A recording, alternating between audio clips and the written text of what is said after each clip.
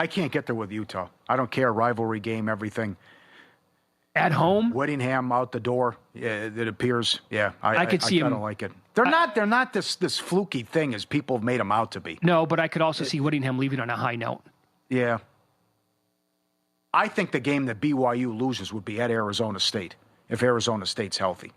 I don't think Utah can do anything offensively to hurt BYU. And I think BYU will do enough to score. I'm surprised it keeps coming down. They're now a 3-point favorite. Can't do it. Other than Oklahoma State, they've been dreadful offensively. How do you lose to Arizona?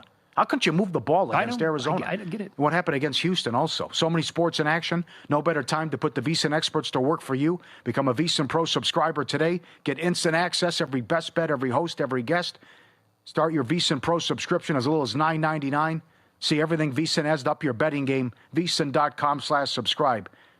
Get it now. VSiN.com/subscribe. All right, follow the money here on VSiN, the Sports Betting Network. Up next, host here on the network, Mike Somich, is going to join the program. Look at his best bets in football for the weekend, including some player props as well. And we've been told he likes another horse coming up. Again, we closed the show last week. He gave out an exacta that paid out a nice price. Find out which horse, which NFL games, next here on VSiN.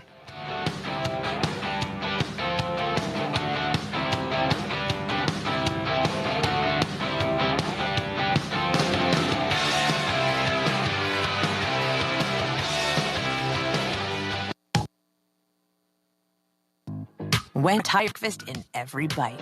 Fresh cracked eggs, seasoned potatoes, American cheese sauce, and sausage or bacon. So the first bite is like fresh cracked American cheese bacon. And the second bite is like fresh cracked American cheese bacon. And the third bite, you get the idea. The boss of breakfast burritos, gotta be Wendy's. Participating U.S. Wendy's during breakfast hours. G-Bank is the official bank of VSiN. Why? For one, unlike other credit cards, G-Bank does not treat sports betting transactions as a cash advance. And for every eligible gaming transaction, you'll earn a 1% cashback reward. That's right, 1% cashback rewards on every eligible wager. And you'll earn 2% cashback rewards on all other eligible purchases. Apply for the G-Bank Visa Signature Card today at VSiN.com/GBank. Subject. You spoke, we listened. Introducing the all-new VSiN Watch app. Now, you can watch and listen to VSiN expert analysis live wherever you are. Missed a show? No problem. Catch replays of VSiN's full lineup at any time. View highlights sorted by sport. Or use the search feature to find specific teams and topics you're looking for. And the best part? It's free for a limited time. Download the VSiN Watch app today. Available now on the App Store and Google Play. And join us on the Sports Betting Network. This is Money Moves. What do we say constantly? Patrick Mahomes has the ball in his hands at the end of the game. Who are you betting? 10 out of 10 times. You're saying you're picking Patrick Mahomes. When he got the ball first, we all knew it. We knew how that thing was going to end. You have an opportunity to beat them right here, right now. You should probably take it. The team in front of you in the division has beaten you twice. It's almost over for your season. 2 yards to save it, and you don't take that track. Catch Money Moves every weekday at noon Eastern, right here on VSiN, the Sports Betting Network. Responsible sports betting starts with a game plan. That means stick to a budget. Keep it social by playing with friends. Learn the game and know the odds. Play with trusted legal operators. And if you need help, reach out. If you're getting in on the action, visit haveagameplan.org to learn more. Experience the time of your life at Circa Resort and Casino in Las Vegas. Live it up with the world's largest sports book, Circa Sports. Get loose and get loud with all sports, all seasons at Stadium Swim. Take in the $1 million views at our rooftop lounge, Legacy Club. Go big and go all night with our luxurious rooms and suites. Book the time of your life today at circalasvegas.com. A numbers game with Gil Alexander. If you look at the make-miss playoff numbers, Steelers have a gauntlet coming up. Not quite the gauntlet we thought it was, but at least they banked the 6 wins. So you get the top 5 there. I can't get past the Steelers' schedule still. I can't get over it, man. Too. 3-1 for them to miss with the schedule that's remaining. It's not as bad as we thought it could be, but this is not easy. A numbers game with Gil Alexander. Weekdays at 10 a.m. Eastern, 7 a.m. Pacific on VSiN, the Sports Betting Network.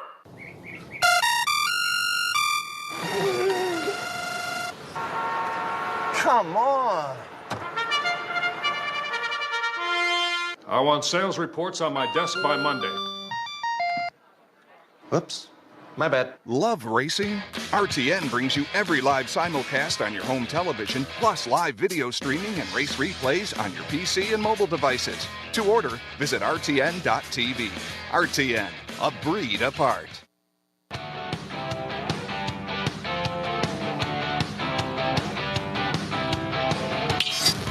This is Follow the Money on VSiN. Let's get some best bets here. VSiN host Mike Somich in studio. His show here on the network is called Ready, Set, Bet on Saturday and Sunday evenings right here on VSiN. Mike, good to see you as always. How are you? Doing good.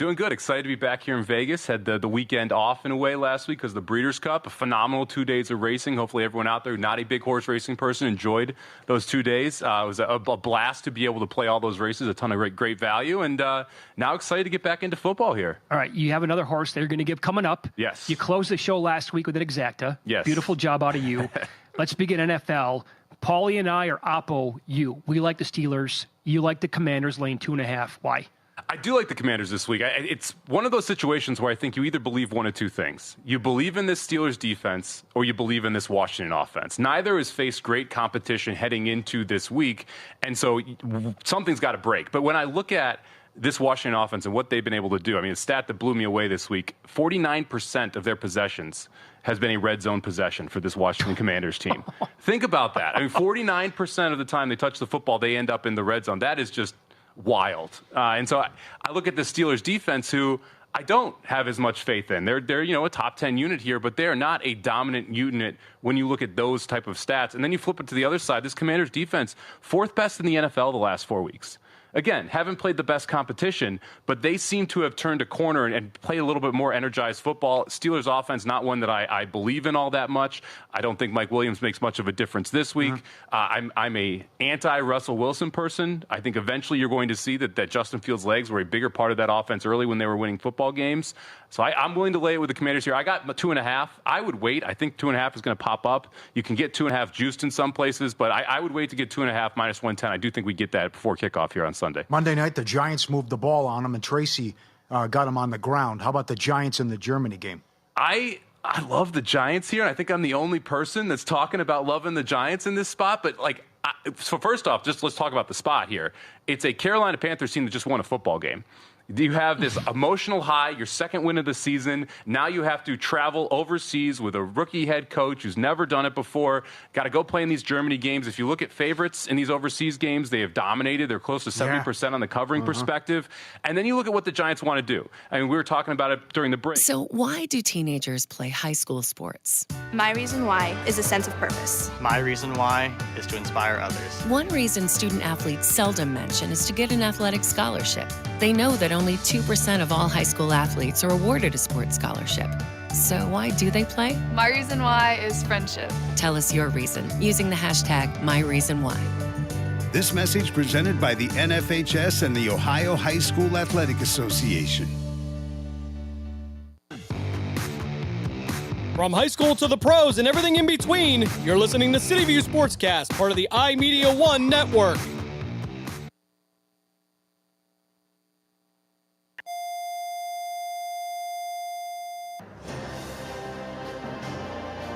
Please stand by for this special presentation of the iMedia One Network on the Live 365 Network and the Live 365 app.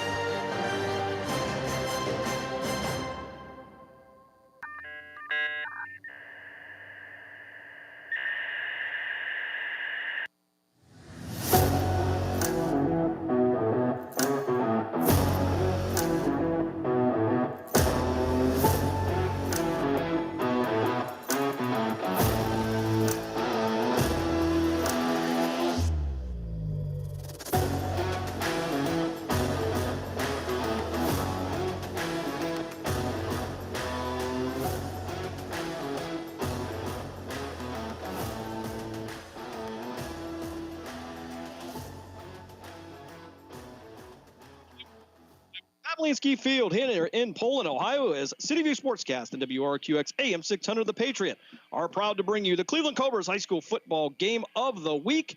Week 12 of the season, Week 2 of the OHSAA playoffs, and we have Division 5, Region 17 action as the 9-2 Poland Bulldogs get set to host the 10-1 Martin's Ferry Purple Riders. Hello, everyone. Jim Craven with you, along with the coach, Bob Gessler, as we get ready for the second round of the OHSAA playoffs. As Poland last week, they get the 39-18 win over Canton Central Catholic. And, Coach, game really not even that close. A lot of secondary players in the fourth quarter last week. Canton Central Catholic got 3 touchdowns late, made it look at least a little respectable. Yeah, that's all it was, actually. What it was is he kept his varsity in. And, again, I understand that, he wanted to score to look pretty good, but he was running a whole freshman team. So, again, they battled back a little bit, but the game was already over by that time. Take a look at the scoring from last week. It would get started in the first quarter when Pano Zipolidis would find his way into the end zone on a blocked punt. So special teams contributing to the win for the Bulldogs last week. Not too long later, it would be Zipolidis again into the end zone on a touchdown run. That coming at 5:25 of the first quarter, giving Poland the quick 15-0 lead. They would get the extra point, they would go for the 2-point conversion. In the second quarter, with just 9 seconds left in there, it would be Vito Camara hitting J.J. Fonda in the end zone for a touchdown. That would make it 22-0 at the half. And also in the second quarter, Canton Central Catholic, they would get in the end zone on a 1-yard run to make it at least a little respectable there, Coach. Again, a lot of backup players coming in there at that point, getting that playoff experience. And so far for the Poland Bulldogs, that has been the case, and that continues to build this program. Yeah, and that's going to be a big plus for them starting next year, because some of the seniors that they leave to move on to whatever their life brings them.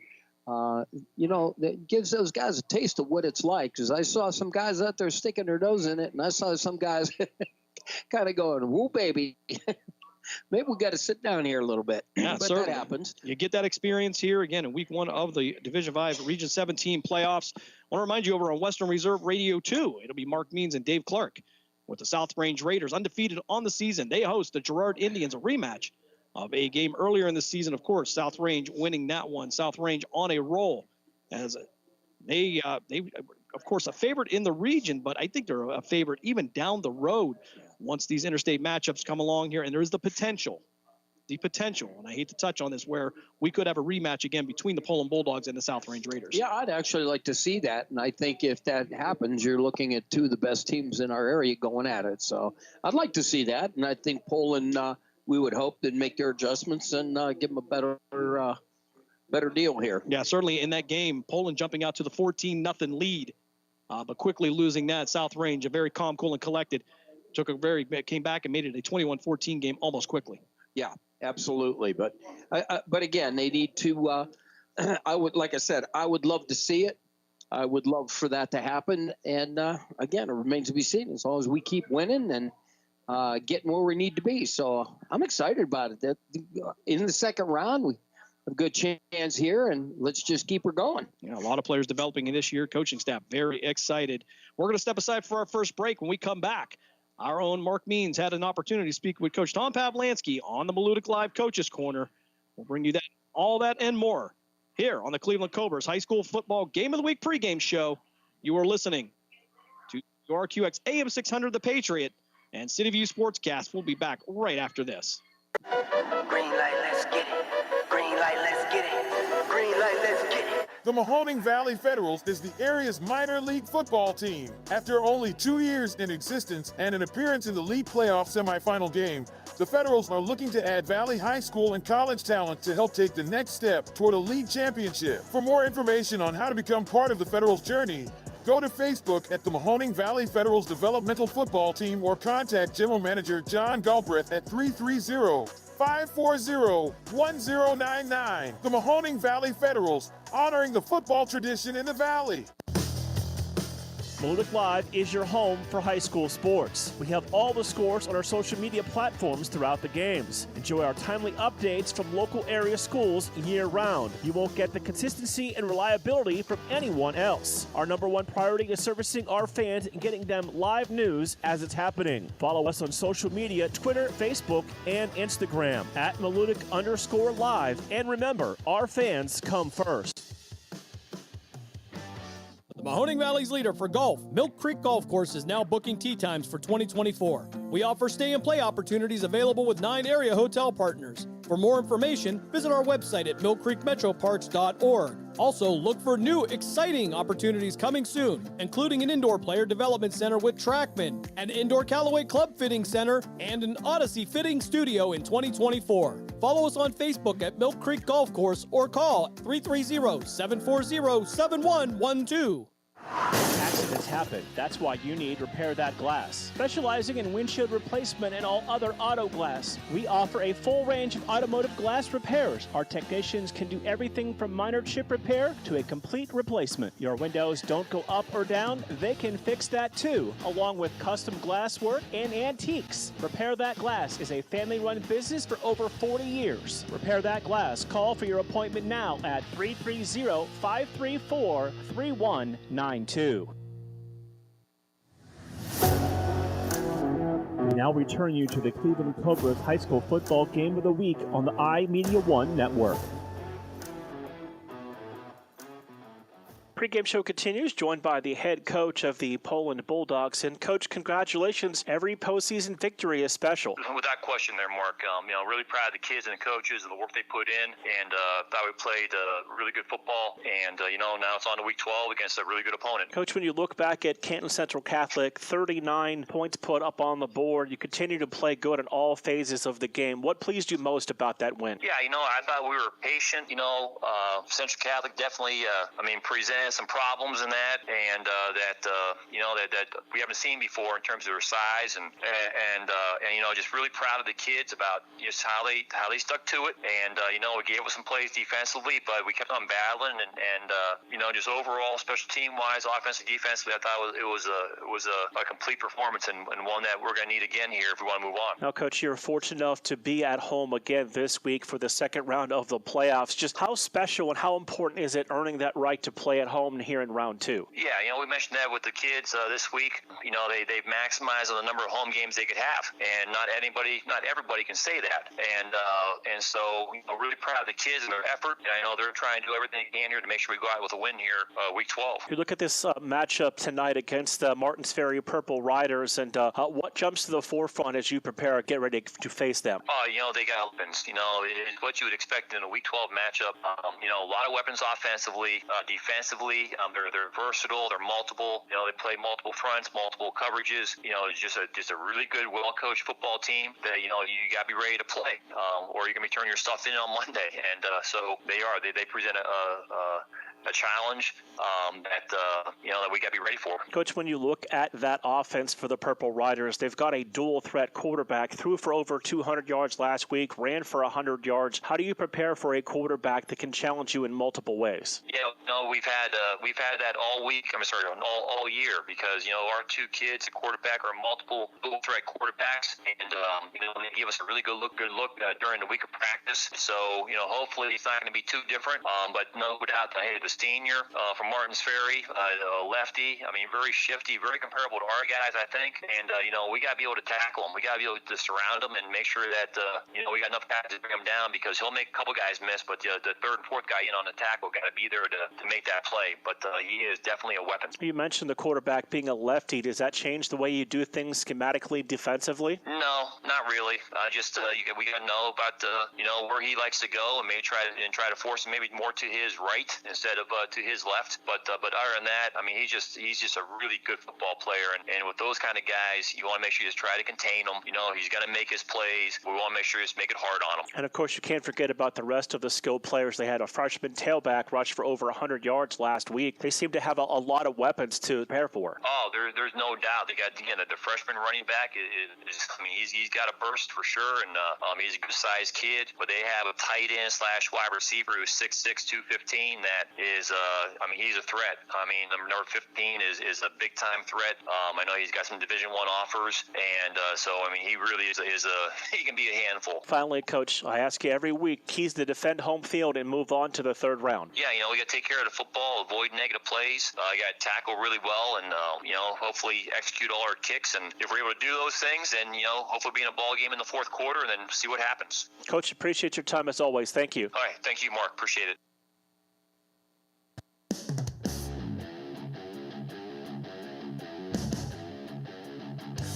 Catch all of the spring and summer action of Cleveland Cobras minor league football on the iMedia One Network. Follow the Cobras as they compete against teams from around the region and beyond in pursuit of a premier amateur football league championship. And if you're looking to continue your playing or coaching career after high school, college, or even the pros, go to Facebook at Cleveland Cobras Football or call owner Jesse Caldwell at 330-416-3442. Be a part of the excitement of Cleveland Cobras football. Discount Power Sports at 778 North Main Street in Hubbard is hosting a raffle for a 125cc Ventura ATV. Tickets are $30 each and 100 tickets are available. For each raffle, when those 100 are gone, a winner will be drawn and a new raffle will begin. Tickets can be purchased at any Hubbard home game or at 778 North Main Street or by calling 330-717-4441. $1,500 from each raffle will go toward a scholarship for the Hubbard Youth Coalition. Lena's Pierogi House is your home for the area's best variety of pierogies. Daily specials include the Polish platter, the Hungarian platter, stuffed cabbage, and halushki. Having a last-minute get-together? Lena's has you covered with a wide variety of frozen take-home pierogies and dumplings. Go to Facebook at Lena's Pierogi House to see the weekly lineup of available flavors for dine-in or carry-out. Catch the best at Lena's Monday from 10 a.m. to 4 p.m. and Tuesday through Friday from 10 a.m. to 8 p.m. 20 North Main Street in Hubbard or call 234-254-8532. Would you like a copy of one of the exciting games you heard on the iMedia One Network? Just email us and we'll tell you how to get one. Email davidferris.westernreserveradio@gmail.com. That's davidferris.westernreserveradio@gmail.com. We now return you to the Cleveland Cobras High School football game of the week on the iMedia One Network. Pregame show continues here at Pavlinsky Field in Poland, getting ready for Division 5 Region 17 action, second round of the OHSAA playoffs, as the Martins Ferry Purple Riders make the trip up to Mahoning County to take on the Poland Bulldogs. Coach, take a look at the Martins Ferry Purple Riders. They come in at 10-1, and as I look down their schedule here, and of course strength of schedule can always be argued, but you look at some of their wins here. 56-7, 50-14, 34-3, 55-21, 49, 48, 50, 41, 34, and 34. So there's points being put up by this team. Last week, the Purple Raider quarterback, Aiden Ludoff, throwing for over 200 yards, running for over 100. And in addition to that, you have to deal with the D1 prospect, the tight end, Alex Reese, at 6'6", 215. It's definitely a big boy, and I think it depends on how they run them and what they do, but it's going to be interesting. But if they have a linebacker on them to slow them down and that safety comes up, I think they'll be fine. Yeah, certainly they have the ability to put up points. Last week, they would go on to take on the Crestview Running Rebels, and they would win that one 48-41. Coach, we kept track of that game as we were doing ours here at Pavlinsky Field, and we saw that go back and forth. And for Poland, they really haven't given up that many points this year. Take away the South Range game. But defensively for Poland, they have been tough between the 20s. Well, and I think it's a whole different ball game. The size difference and height difference that they're going to face in Poland is going to be a lot different. And I got to think that the speed of Poland's going to make a difference as well. Yeah, certainly. We had the opportunity to go down on the field and talk to some of the coaches there.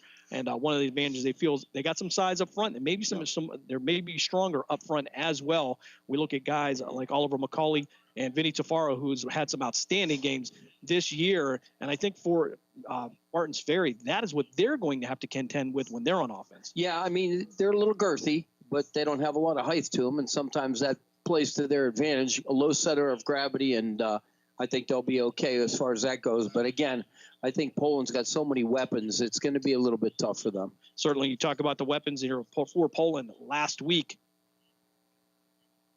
You talk about the performance of David Zippolito and his brother Pano Zippolitis. So between the two, they had a great weekend last week. But two different styles of play for Poland at quarterback. Vito Kamara, who will run the ball, an excellent runner, throws the ball downfield, maybe a little bit better.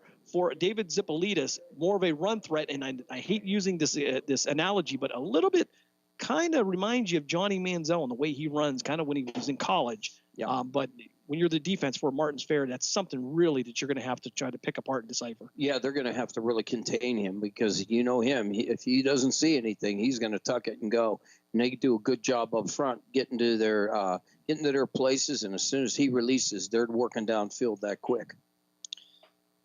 Poland's marching band out there on the field right now, entertaining the home side as we get ready for round 2 of the OHSAA playoffs here at Pavlansky Field, Division 5, Region 17. And again, on the other side of this is going to be the South Range Raiders and the Girard Indians going at it again in a rematch over at South Range. Mark Means, Dave Clark on the call for that on Western Reserve Radio 2 and Sports Radio 1240. We're going to step aside for one last time out. When we come back, we'll get you set up for kickoff here on the Cleveland Cobras High School Football Game of the Week on City View Sportscast and WRQX AM 600 The Patriot. We're back right after this.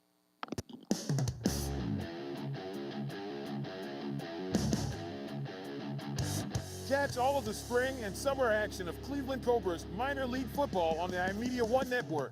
Follow the Cobras as they compete against teams from around the region and beyond in pursuit of a premier amateur football league championship. And if you're looking to continue your playing or coaching career after high school, college, or even the pros, go to Facebook at Cleveland Cobras Football or call owner Jesse Caldwell at 330-416-3442. Be a part of the excitement of Cleveland Cobras football. Discount Power Sports at 778 North Main Street in Hubbard is hosting a raffle for a 125cc Ventura ATV. Tickets are $30 each and 100 tickets are available. For each raffle, when those 100 are gone, a winner will be drawn and a new raffle will begin. Tickets can be purchased at any Hubbard home game or at 778 North Main Street or by calling 330-717-4441. $1,500 from each raffle will go toward a scholarship for the Hubbard Youth Coalition. Lena's Pierogi House is your home for the area's best variety of pierogies. Daily specials include the Polish platter, the Hungarian platter, stuffed cabbage, and halushki. Having a last-minute get-together? Lena's has you covered with a wide variety of frozen take-home pierogies and dumplings. Go to Facebook at Lena's Pierogi House to see the weekly lineup of available flavors for dine-in or carry-out. Catch the best at Lena's Monday from 10 a.m. to 4 p.m. and Tuesday through Friday from 10 a.m. to 8 p.m. 20 North Main Street in Hubbard or call 234-254-8532.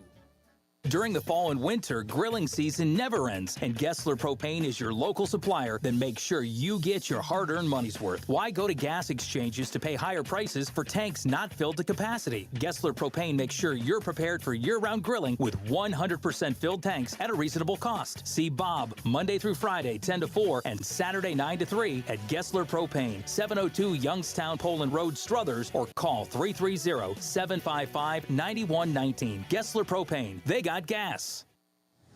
We now return you to the Cleveland Cobras High School Football Game of the Week on the iMedia One Network. Our game show continues here on City View Sportscast and WRQX AM 600. The coach, Bob Gessler, with you, Jim Craven. And Matt Craven back in the Gessler Propane studio pushing all the buttons. He's also keeping an eye on Mark Means and Dave Clark over there in South Range. And the Martins Ferry Purple Riders making their way to the field here. Take a look at the officials for tonight's lineup. Our back judge will be the veteran, Brad DiTullio. The line judge will be Randy Patterson. The head linesman, Tony Tarantino. The center judge will be Terry Swagger. The umpire will be Lou Cardona.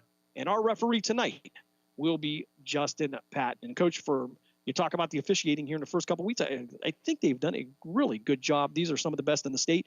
And so far, really not a whole lot of questions. No, I'll tell you what, they've really let these teams play. And as you said, there's really not a whole lot of questions on anything. So, you're going to make mistakes. I know I get on the officials. That's just the coach in me. But it's hard to make a call when we're up here looking down at it, and they're on field level, and they're flying all over. So it does get a little bit difficult. Yep, moving kind of fast down there is Martins Ferry with the white jerseys, purple numerals with the black outline, the purple pants, the white helmets with the horseshoe on them as they make their way to their sideline. Weather tonight, Coach, you can't ask for a better night here on November 8th as it is 51 degrees, not a cloud in the sky. We just have the moon shining high above. No precipitation in the forecast. So for tonight, perfect playoff conditions. Yeah, I'll tell you what, I've said it before, we really have lucked out this year. It's been a great football season, other than one maybe some sprinkles on another game, but we were in a bit of a mud bath there, but that got through that, and it's been a great year. Yeah, second week of the playoffs, and we still haven't got nothing. Yeah, certainly. It's we're almost getting spoiled here as we get closer to the winter season. The Poland Bulldogs making their way to the field. They are going to be in their all blue home uniforms, the blue jerseys with the white numerals, the white pants, the blue helmets with the traditional P logo on there with the 80th anniversary logo as well. Just about 2.5 minutes here before kickoff. And, Coach, we haven't had the coin toss as yet, I don't believe. No, I have not seen it. Okay, so we're going to be waiting for that as well. I want to remind you, coming up tomorrow here on the iMedia One Network, it's going to be the Grove City Wolverines taking on Case Western in PAC action as the Grove City Wolverines look to get to the playoffs here. One loss this year, that was to Washington and Jefferson. But last week, they go down to Waynesburg, get the 51-0 win. And you can join us for that game with our own Mark Means and Chris Birch, bringing you all the action from Bob Thorne Field on the campus of Grove City High School.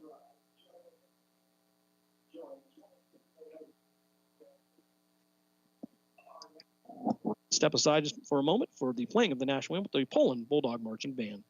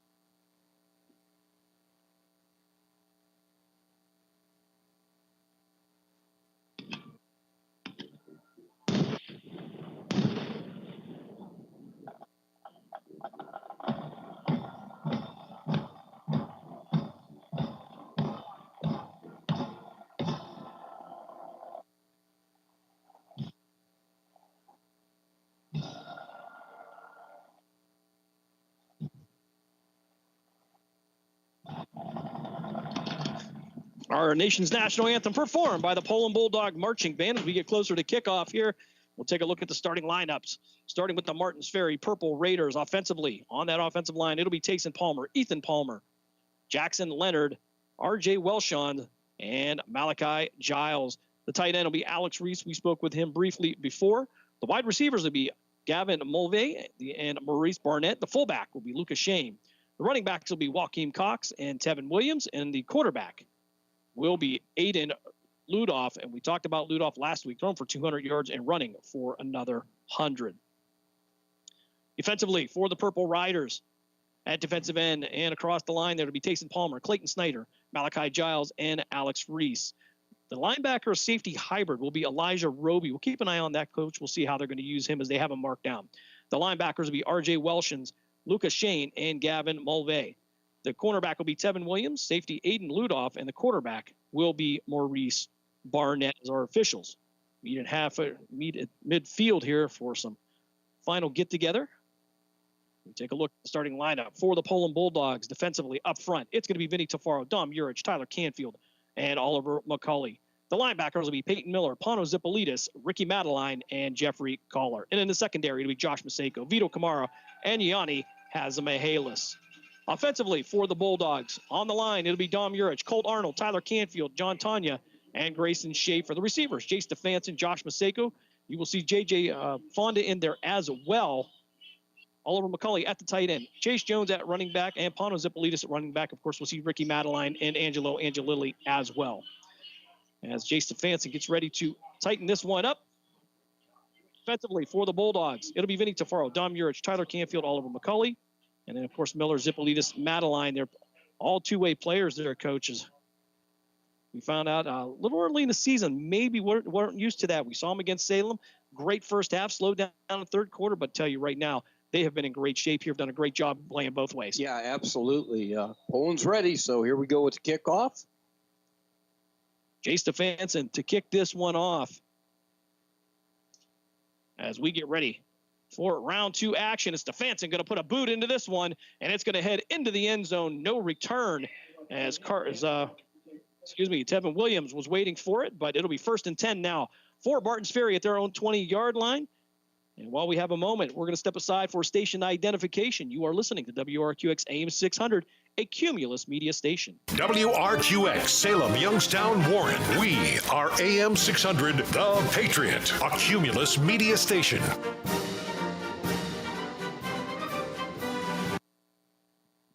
So Martins Ferry, 1st and 10 at their own 20-yard line. We'll get this one started in a shotgun. 3 receivers to the far side, single receiver to the near side. They'll hand this one off the right side. Poland going to stretch this one out, and they'll get out to the 22-yard line.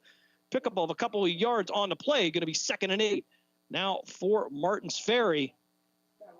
And that's going to be Joaquin Cox on the carry. Yeah, and Ricky Madeline, he read that real nice. He didn't quite make the tackle, but he steered him inside and threw his arm out there and was able to knock him down. So it was a good tackle. So 2nd and 8. Back to pass, fires down the sideline. Looking for Cox again. It's going to be caught at the 40-yard line. And Jake Stefanson going to knock him out of bounds at the Poland 29-yard line. Looking for that one-on-one matchup. They got that. Williams beats Stefanson on that. Stefanson hanging with them, and it's going to be 1st and 10 now for Martins Ferry in Poland territory. Yeah, again, I don't like the way they do that. The defensive backs watch the eyes of the receivers, and when they get big, then they're swatting at their arms. We've always told, touch with the elbow and give it a peek back, but it's what didn't happen. He hit a big one for a long gain. So 1st and 10, pistol formation, one running back to the left of Ludoff. He'll take it himself out to the left side, looking for room to run, and it'll be hemmed up just about at the line of scrimmage. Ricky Miller leading the charge on that one, and it'll bring up 2nd and 10 now for Martins Ferry. I'm actually going to say he picked up a yard. So 2nd and 9 now for the Purple Riders. Yeah, McCulley made him turn it inside, got a hand on him, and then the rest of the guys were on him. He whiffed in the backfield, but he slowed him down enough. And certainly waiting for that backside pursuit. You hope you can get some help there. As Cox now the tailback. They'll go under center. Offset I formation. Full back to the left. And this one to Cox. Off the right side. Looking for room to run. Upfield. And he's going to get past the 10. 15. Fighting his way down here. And into the end zone. Touchdown. Martins Ferry. 10:27 of the first quarter. The Purple Riders take a 7-0 lead. Yeah, I'll tell you what. They drove down the field, and he hit the long one, and they're just kind of picked that defense apart. Poland's defense has got to tighten up, and they got to read their keys. Can't come in here sloppy like that.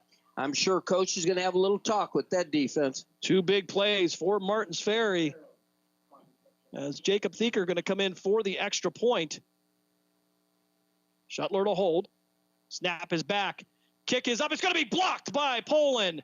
And Vito Camaro getting in there. 10:27 left here in the first quarter. Martins Ferry takes a 7-0 lead over Poland. We're going to step aside for a quick timeout. You're listening to the Cleveland Cobras High School Football Game of the Week here on on City View Sportscast and WRQX AM 600 The Patriot. We're back right after this. Discount Power Sports at 778 North Main Street in Hubbard is hosting a raffle for a 125cc Ventura ATV. Tickets are $30 each, and 100 tickets are available. For each raffle, when those 100 are gone, a winner will be drawn and a new raffle will begin. Tickets can be purchased at any Hubbard home game or at 778 North Main Street or by calling 330-717-4441. $1,500 from each raffle will go toward a scholarship for the Hubbard Youth Coalition. now return you to the Cleveland Cobras High School Football Game of the Week on the iMedia One Network. First quarter, Martins Ferry goes right downfield on their first possession. They take a 6-0 lead as Vito Kamara will block the extra point. And Poland will get the ball for the first time tonight. And, Coach, we haven't seen that very often where the opposing team's gone right downfield on them. Yeah, I'll tell you what, they hit that big play and they got them on their heels. And then after that, they just ran down the field and scored. So here we go. 2 big plays here. This is going to be a short kick, onside kick, and it's going to be loose at the 49-yard line.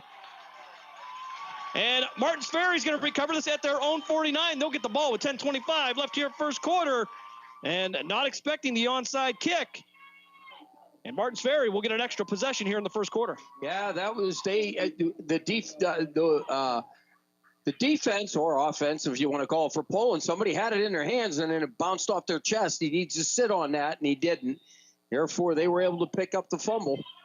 So 1st and 10 for Martins Ferry. They'll be at their own 49-yard line. 10:25 left here first quarter. I formation, Ludoff under center. Play action. I'm going to elude one tackler. Miller's going to come back and get him. And it's going to be a sack in the backfield, a loss on the play. Peyton Miller tracking him down from behind. Coach had him initially, lost him, but then kept up with him and brought him down. Yeah, he chased him down because what happened was the quarterback went to cut back, and he got himself hit really good, brought him down. So it was a good, probably 6-7 yard loss on that one. Poland's play, they got to play tough, and they got to keep heat on that quarterback. So ball marked now at the Martins Ferry 42-yard line. 2nd and 17 for the Purple Riders. Keep an eye out to that far corner. It's going to be Alex Reese, 6'6", 220. With Ludoff in the shotgun. Twin receivers to the near side. Ludoff taking himself upfield. He'll be hit at the line of scrimmage, and he'll lose a couple of yards as we'll get the whistle. He won't go down, but his progress was definitely stopped. And it'll bring up 3rd down now after a loss of a couple more yards. Yeah, I'll tell you what, Poland now, they drew the line in the sand, and I think Poland said, hey, that's enough of that. We got to tighten it up. So far, so good. Now they just got to be aware of those big hitters and that pass. So actually, somehow or another, Coach, you're going to say he gained a yard. I don't know about that spot, but 3rd and 16 now from the Martins Ferry 43-yard line. 9:05 left here first quarter. Martins Ferry with a 6-0 lead. Hand off to Cox. Up the middle. He's going to be hit right at the 45. He might fight his way down to the 46. A pick up a 3. That's going to bring up 4th down, and Martins Ferry's going to have to punt this one away. Yeah, Poland was ready for him on that series. They said enough is enough, so they shut him down. So now we got to get this offense going. Yeah, sometimes you need that little bit of a wake-up call. Yep. We've seen where teams have started slow, whether it's here or it's something you've been doing. Absolutely. As Vito Kamara going to post up right around his own 30-yard line. 8:34 left here first quarter. Martins Ferry going to punt this one away. Looked like the center had moved the ball, but no call there. And they'll get this one away. It's going to be a line drive. Kamara will pick this one up around the 24-yard line. He'll slip one tackle, get out to the 30, 35, 40. He'll get out the midfield. One man to beat. If he can get a block, and he's going to be brought down from behind at the 30-yard line. Had to slow up a little bit to look for some blocks and got caught from behind. But Poland now 1st and 10 on the Martins Ferry 30-yard line, and a good way to flip sides of the field is Vito Kamara has been great on special teams this year. Absolutely. Maurice Burnett was there. He was able to track him down. I thought he was going to outrun him, but Maurice was able to grab a gear and get him down. So here we go with Poland's offense. That's what we could do. First time tonight, Poland's offense on the field. Go to almost a wishbone formation here. They're going to switch it around. McCulley and Zipolitis now to the left. They'll go heavy to the left. Kamara under center. Single tailback. He'll hand it off the left side. Pick up a couple of yards. He'll get down to the 29-yard line. 2nd and 8 now for Poland as they test it between the tackles. Yeah, I tell you what, that was a great job. They hit that hole, but the defense was there. So 2nd and 8 for Poland at the Martins Ferry 29-yard line. 7:52 left here first quarter. Martins Ferry with a 6-0 lead after 2 big plays on their first drive. Poland now 3 receivers to the near side. Kamara in the shotgun. 1 running back to his left. McCulley will be the wing to the left. Correction. That'll be David Zipolitis with the quick pass out to Kamara. He'll slip one tackle. Get past the 30, 20, 10, 5. Get a block from McCulley into the end zone. 29-yard pass to Vito Kamara for the touchdown. Might have been a backward pass. That might be a run, Coach. But nonetheless, Poland ties this one up at 6 after a disappointing first series. Yeah, but now the defense has really got to tighten up. Let's hold them. Let's get this point. Let's get this offense rolling. Now we got to get our defense to get them down and shut down. So 7:29 of the first quarter. Poland gets the touchdown. Stefanson on for the extra point. Josh Maseko to hold. Kamara for 29 yards. So big plays here by both teams in the early going. As Maseko with the hold, Stefanson will kick this one into the band shell, and it is good. 7:29 left here, first quarter. Poland takes the 7-6 lead. We'll step aside for another timeout. You are listening to the Cleveland Cobras High School Football Game of the Week here on CityView Sportscast and WRQX AM 600. We're back right after this. Discount Power Sports at 778 North Main Street in Hubbard is hosting a raffle for a 125cc Ventura ATV. Tickets are $30 each, and 100 tickets are available. For each raffle, when those 100 are gone, a winner will be drawn and a new raffle will begin. Tickets can be purchased at any Hubbard home game or at 778 North Main Street or by calling 330-717-4441. $1,500 from each raffle will go toward a scholarship for the Hubbard Youth Coalition. We now return you to the Cleveland Cobras High School Football Game of the Week on the iMedia One Network.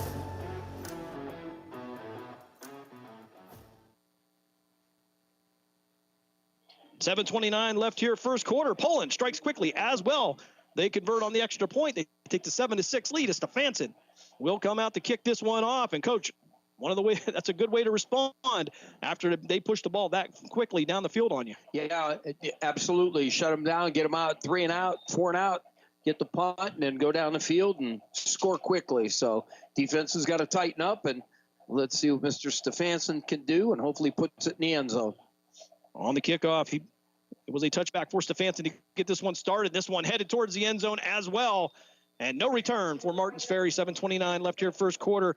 Round 2 of the OHSAA playoffs here at Division 5, Region 17.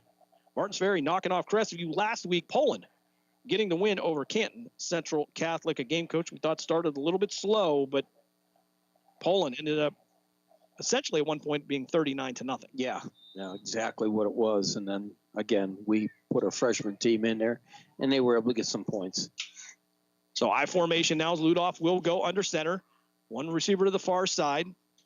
They'll go with the wing to the left, handoff right up the middle, and they'll drive out to the 24-yard line to pick up 4. It'll be 2nd and 6 now for the visitors. Yeah, that was a good job. All it was a straight dive on that one, and they were able to get him down.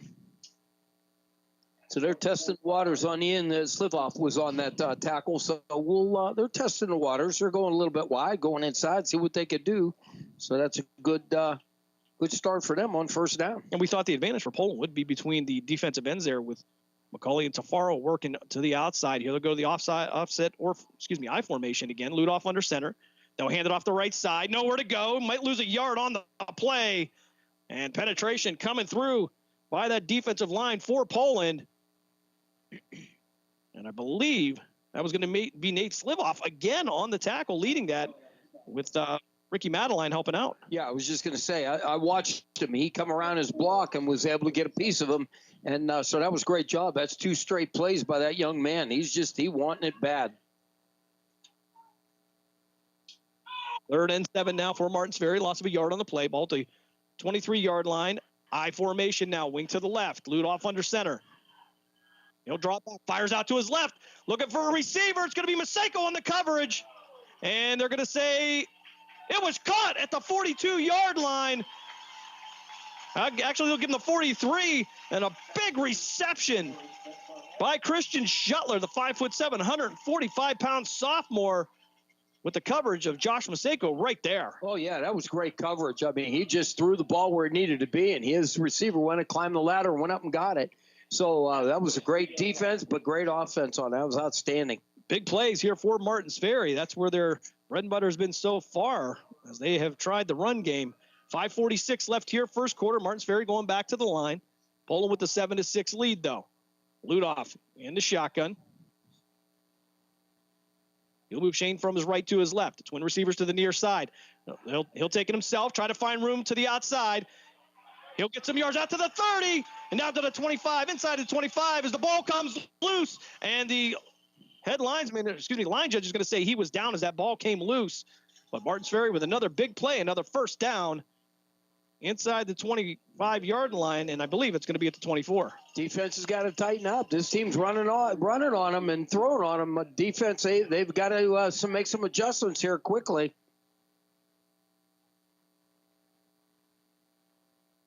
First and 10 for Martins Ferry at the Poland 24-yard line.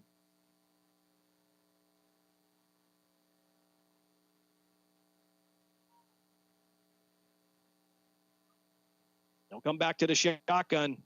Ludoff with two receivers to the near side. A wing to the left. Got some movement up front. We got a flag. And it's going to be a false start coming up against the Purple Riders. That'll knock them back. It'll be first and 15 now at the Poland 29-yard line. Yeah, they needed that one to slow them down and back it up, but they've got to be able to hold their run and watch them deep.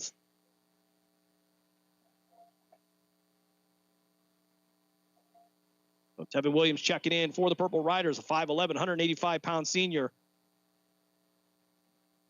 First and 15 at the Poland 29-yard line. 4:41 left here, first quarter. Shotgun formation.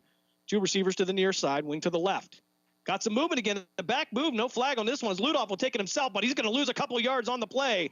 And I think the Bulldogs would decline that penalty anyway, as they'll take the result of the play and not give them the down over again. Yeah, I've got it. And that was Oliver McCullough on that one. During a great job in a month, and there was probably 3 or 4 other guys in there getting it done. So yeah, certainly for Poland, it has been a matter of gang tackling for the defense. Yeah, you get 8 or 9 helmets to the ball, and that goes back to coaching. But yeah, but now they got to be aware of the pass. They got to get a little heat on this quarterback. Empty backfield now is Ludoff with a wing to the right. He'll send a man in motion from left to right. Rolling out to the near side. He'll fire down the field and looking for Stefanson on the coverage. And Jay Stefanson with the interception in the end zone. Poland gets the turnover. They have the ball first and 10 at their own 20. With 3:45 left here, they took a shot downfield again, Coach, but Stefanson, with better position this time, gets the pick. Yeah, and there was a little bit of heat on the quarterback. I did not get a number on there, so he kind of rushed the throw. He underthrew it, and it threw it right to him. So outstanding job by Poland. They bend but don't break. We'll take that one. So big plays, but they got to tighten those big plays up. So Martins Ferry going to the well maybe one too many times, as they will turn the ball over and give it to Poland first and 10 at their own 23:45 left here, first quarter. Bulldogs with a 7-6 lead over Martins Ferry. Stick around. We'll give you some of the Discount Power Sports scoreboard update as they start to come in, starting with the South Range Girard game over in Canfield. Vito Kamara at quarterback now. Twin receivers to the near side, wing to the right. Chase Jones now with the ball, looking for room to run to the outside. And he'll make his way out near the 29, out to the 30-yard line. They'll say he went out at 29. So pickup of 9. It's going to be 2nd and 1 now for Poland. Yeah, Maurice Burnett was right there to be able to slow him down. But I'll tell you what, that's a great gain. You got a gain of about, we're going to say 9 yards on that. But he was able to come up and hit him, but he was able to drag him a few more yards. 3:38 left here, first quarter. Poland, after giving up the touchdown on the first series, again, we go with the bend but don't break theory. As now Kamara at the shotgun, one running back to his left. Twin receivers to each side. Now they'll send a man in motion from right to left. Kamara going to keep the ball himself, get upfield, past the 40 and down to the 41-yard line. It'll be enough for another Bulldog first down. Outstanding job. They faked the jet to the left.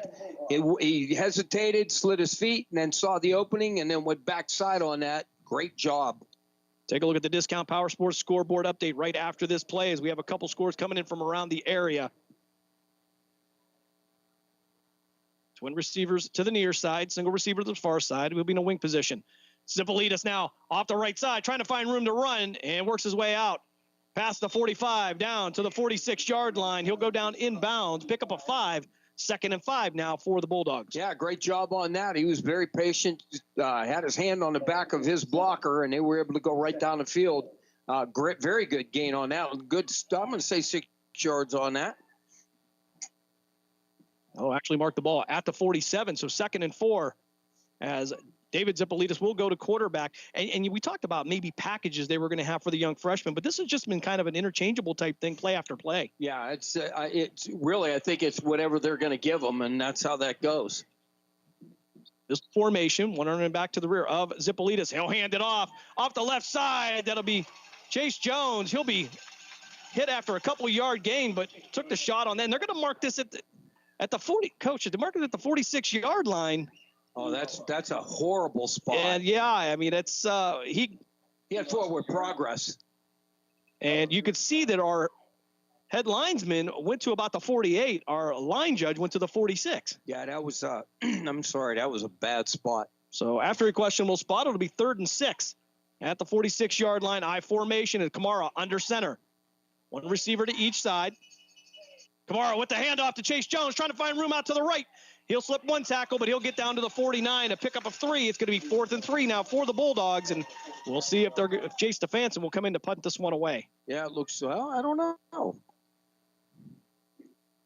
I think they're going for it. So Poland going into a huddle. Vito Kamara coming in to call the play. Now, keeping in mind, well, Kamara going to go under center, so this might not even be a pooch kick. They're going to go into T formation. 3 running backs in the backfield. Tight ends to each side. Movement up front, but they didn't cross the line, and Kamara now going to check with Coach Pavlansky. 1:13 left here, first quarter. Handoff to Angelo Angelelli. He's going to fight his way down and have plenty for the first down. They'll get down to the 42-yard line in Martins Ferry territory. Poland converts, and the drive continues. Yeah, it was a good 10-yard run on that one, Jim, and I tell you, he held that ball tight, and you could see those wheels just moving. He was bound and determined to get that first down plus. Yeah, heavy package. As we take a look at the Discount Power Sports scoreboard update from the Cavelli Center downtown. Dave Ferris reports the Youngstown Phantoms take a 2-0 lead over the Chicago Steel. And we'll get you some of the other scores around. Interesting one here, the Ursuline Irish in the first quarter with a 10-0 lead over Villa Angela St. Joseph. 35 seconds left here, first quarter. Wing to the left, shotgun formation. Hand off to Angelelli. He'll cut up, get past the 35, down to the 33-yard line. That's going to be a pickup of 8. 2nd and 2 now for the Bulldogs. I tell you what, they said had enough. You could see they just got an attitude as far as running. So that's going to be the end of the first. They're going to let it run, Jim.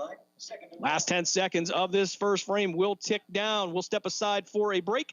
You are listening to the Cleveland Cobras High School Football Game of the Week here on City View Sportscast and WRQX AM 600 The Patriot. We're back right after this. Discount Power Sports at 778 North Main Street in Hubbard is hosting a raffle for a 125cc Ventura ATV. Tickets are $30 each, and 100 tickets are available. For each raffle, when those 100 are gone, a winner will be drawn and a new raffle will begin. Tickets can be purchased at any Hubbard home game or at 778 North Main Street or by calling 330-717-4441. $1,500 of each raffle will go toward a scholarship for the Hubbard Youth Coalition. During the fall and winter, grilling season never ends, and Gessler Propane is your local supplier. Then make sure you get your hard-earned money's worth. Why go to gas exchanges to pay higher prices for tanks not filled to capacity? Gessler Propane makes sure you're prepared for year-round grilling with 100% filled tanks at a reasonable cost. See Bob Monday through Friday, 10 to 4, and Saturday, 9 to 3 at Gessler Propane, 702 Youngstown Poland Road, Struthers, or call 330-755-9119. Gessler Propane. They got gas. We now return you to the Cleveland Cobras High School Football Game of the Week on the iMedia One Network. Field here now. Poland second and 1 from the Martins Ferry 33-yard line. 7-6 is the Poland lead. And a very fast-moving first quarter, Coach. Only 7:24 on a regular clock. Yeah, absolutely. Zippolitis and the shotgun fires down the left side of the field, and it's going to be intended for Kamara. Flag's going to come in, and they're going to say offensive pass interference against the Bulldogs. They'll call this one on Vito Kamara, and there was a lot of contact down there. Yeah, he was actually behind him. He was trying to get to the ball, and he did give him a little push. So I have to say that looked like a good call to me.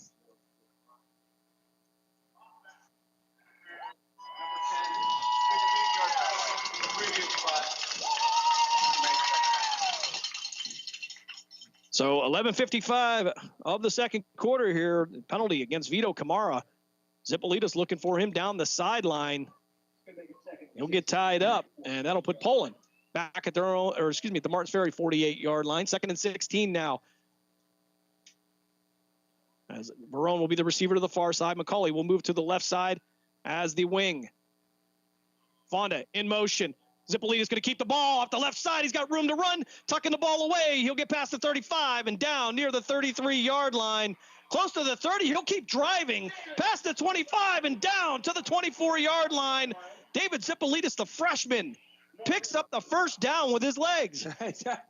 And then he thought he had him down, and somehow he squirted out of there. So apparently they did not have him down because there was no whistle, and he kept on going. That is a great job. I'll tell you what, this freshman quarterback, he is fun to watch. How we often wonder what it's going to be like in just a couple of years, as you'll have 3 more seasons here. Shotgun formation again for Poland to be Kamara this time off the left side. He'll get a field past the 20, 10, and down near the 6-yard line. We'll see where they mark it. It will be at the 6. 1st and goal now for the Bulldogs. 11-12 left here in the second quarter. We got a flag, Jim. On the far side. Oh, we got holding. It looked like defense? Looked like defensive holding. All right. Okay. They originally on the I saw the official go to defense, and then they reversed it. The head linesman did point towards Martins Ferry, but that's going to be another another penalty on Poland. And it will remain first down, but it's now going to be 1st and 20 for the Bulldogs. 11-11 left here in the second quarter. Penalties just piling up here for the Bulldogs, somewhat uncharacteristic. Yeah, I'll tell you what, those are drive killers, but, they were able to suck it back up and on 1st and 15 or 20, and they got a good run. I formation, Kamara under center. He'll hand this one off to Pano Zippolitas. Zippolitas through the line, gets to the 20, inside the 20, inside the 15, and down to the 14-yard line. And if it holds, it'll be enough for a Poland first down. So the Bulldogs able to dig their way out of a couple penalties. I tell you what, that's pretty awesome. You get a penalty at 1st and 20, and then you get 21 yards on the first play. That's amazing. Disheartening if you're the defense, I will say that much. Yeah, you ain't kidding. So 1st and 10 to actually put it at the 14-yard line, so they can still get another first down at the 4-yard line. Kamara in at quarterback. Chase Jones to his right. Single receiver to each side. They'll go wing to the left. McCauley at the tight end. Give it to Chase Jones. Jones fighting his way forward. He may have picked up a couple yards on the play. First contact made by Lucas Shane for Martins Ferry. And Poland continues to chip away at this drive with 10 minutes left. Yeah, Jim, it actually looked like there was a little confusion on the back in the backfield. So I don't know what happened, but it looked like a couple of them were looking at the sidelines like, what's going on? 2nd and 8 now for the Bulldogs. Ball at the 12-yard line. Be a pickup of 2 on the previous play. Barone will be the receiver to the far side. McCauley will be the tight end at the left. Josh Maseko, receiver to the right. Kamara at quarterback. You have Angelilli to his left. Jones to his right. Kamara now taking the ball up the middle, and he's going to be contacted in the backfield. He'll slip one tackle, but not another, and he'll be brought down in the backfield. He'll hold on to the ball, but they'll lose some yardage on this one. It's going to bring up 3rd down now for Poland. Well, that was a favorable mark, so I guess they gave that one back a little bit to us, so we'll take that. We'll say his forward progress was stopped, so they moved the ball back to the 14-yard line. 9 minutes even left here, second quarter. Poland with the 7-6 lead. Poland still able to get a first down at the 4-yard line. So they're actually back to the original line of scrimmage where this started after the line to game. Barone and McCauley, the receivers to the far side. Fonda going to be in the tight slot on the left side as well. Kamara in the shotgun, 3-step drop, scanning the field, rolling out to the near side. Plenty of time, fires out into the corner of the end zone, and it's going to be knocked away. Intended for McCauley, and Maurice Barnett on the defense for Martins Ferry, the 5'10", 150-pound junior, doing a great job. Yeah, that ball was thrown, but it just because he was all the way on this side of the field and had to throw all the way back into the corner. No defense to him, but it just kind of hung up, and the defense was able to get over there and swat it away. So we got a field goal attempt by Mr. Stefanson. 31-yard field goal attempt coming up for Jay Stefanson. Josh Paseko to hold. Stefanson set. Snap is back. Kick is up. And it is good. 8:24 left here in the second quarter. Poland takes a 10-6 lead. We're going to step aside for a quick timeout. You're listening to the Cleveland Cobras High School Football Game of the Week here on City View Sportscast, the WRQX AM 600 The Patriot. We are back right after this. Accidents happen. That's why you need Repair That Glass. Specializing in windshield replacement and all other auto glass, we offer a full range of automotive glass repairs. Our technicians can do everything from minor chip repair to a complete replacement. Your windows don't go up or down, they can fix that too, along with custom glass work and antiques. Repair That Glass is a family-run business for over 40 years. Repair That Glass. Call for your appointment now at 330-534-3192.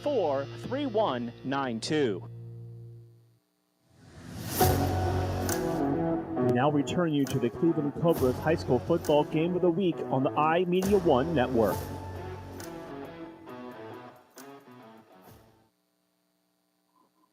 $8:24 left here, second quarter. Poland extends their lead by 3. It's 10-6 now in favor of the Bulldogs. Jay Stefanson with a 31-yard field goal gives them the 4-point lead.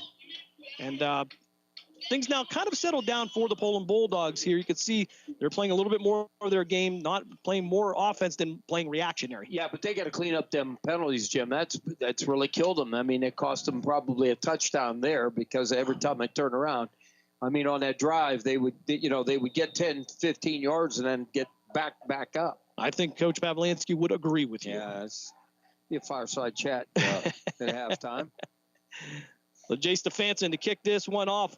And of course, every kickoff brought to you by Repair That Glass. And Stefanson sailing this one. And it'll be fielded at the 6-yard line, brought out to the 15, 20, out to the 25, and down near the 28-yard line. That's going to be Cox on the return.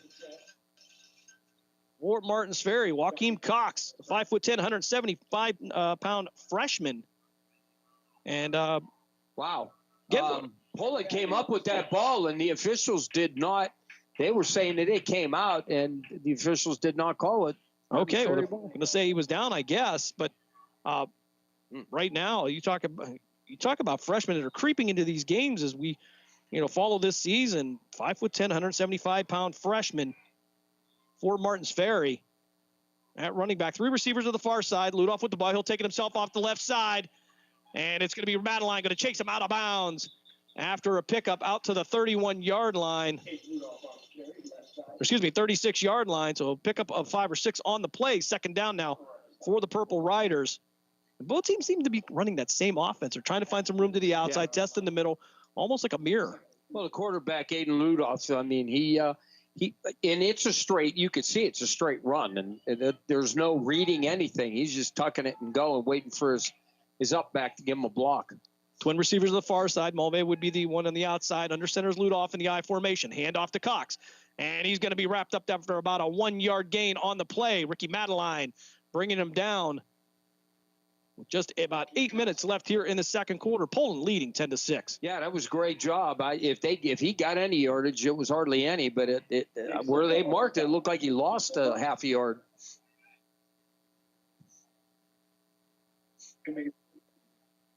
So 3rd and 2 for Martins Ferry. They're at their own 37-yard line. 7:38 left here, second quarter. Ludoff now in the shotgun. One running back behind him, one to the left or to the right. Single receiver to the near side. They'll go heavy, moving up front, and we're going to have a flag on the play. False start coming up against the Purple Riders. And it'll be 3rd and 7 now at the 32-yard line. And both teams a little bit jittery here. Flags coming up here, and you would think that in Week 12 that would be a little bit controlled. But, of course, a playoff atmosphere maybe gives you those little bit extra jitters. Yeah, that's what's going to happen. And a little bit of excitement. Maybe they said, hey, we got maybe a quick count on that one. So, I mean, it was again, you got to sit still and you got to, just settle down. And that was Wasteman on the tight end that he just went out. Three receivers to the far side now. Ludolf in the shotgun. One running back in the backfield. Three-step drop for Ludolf. Looking out to his right. Fires. And it's going to be overthrown. Almost picked up by Yanni Hazmahalis. As that pass was intended for Alex Reese. He overthrew the 6'6", 220-pound senior. And, boy, that's a difficult thing to do. Yeah, you ain't kidding. And he was sitting right in that zone.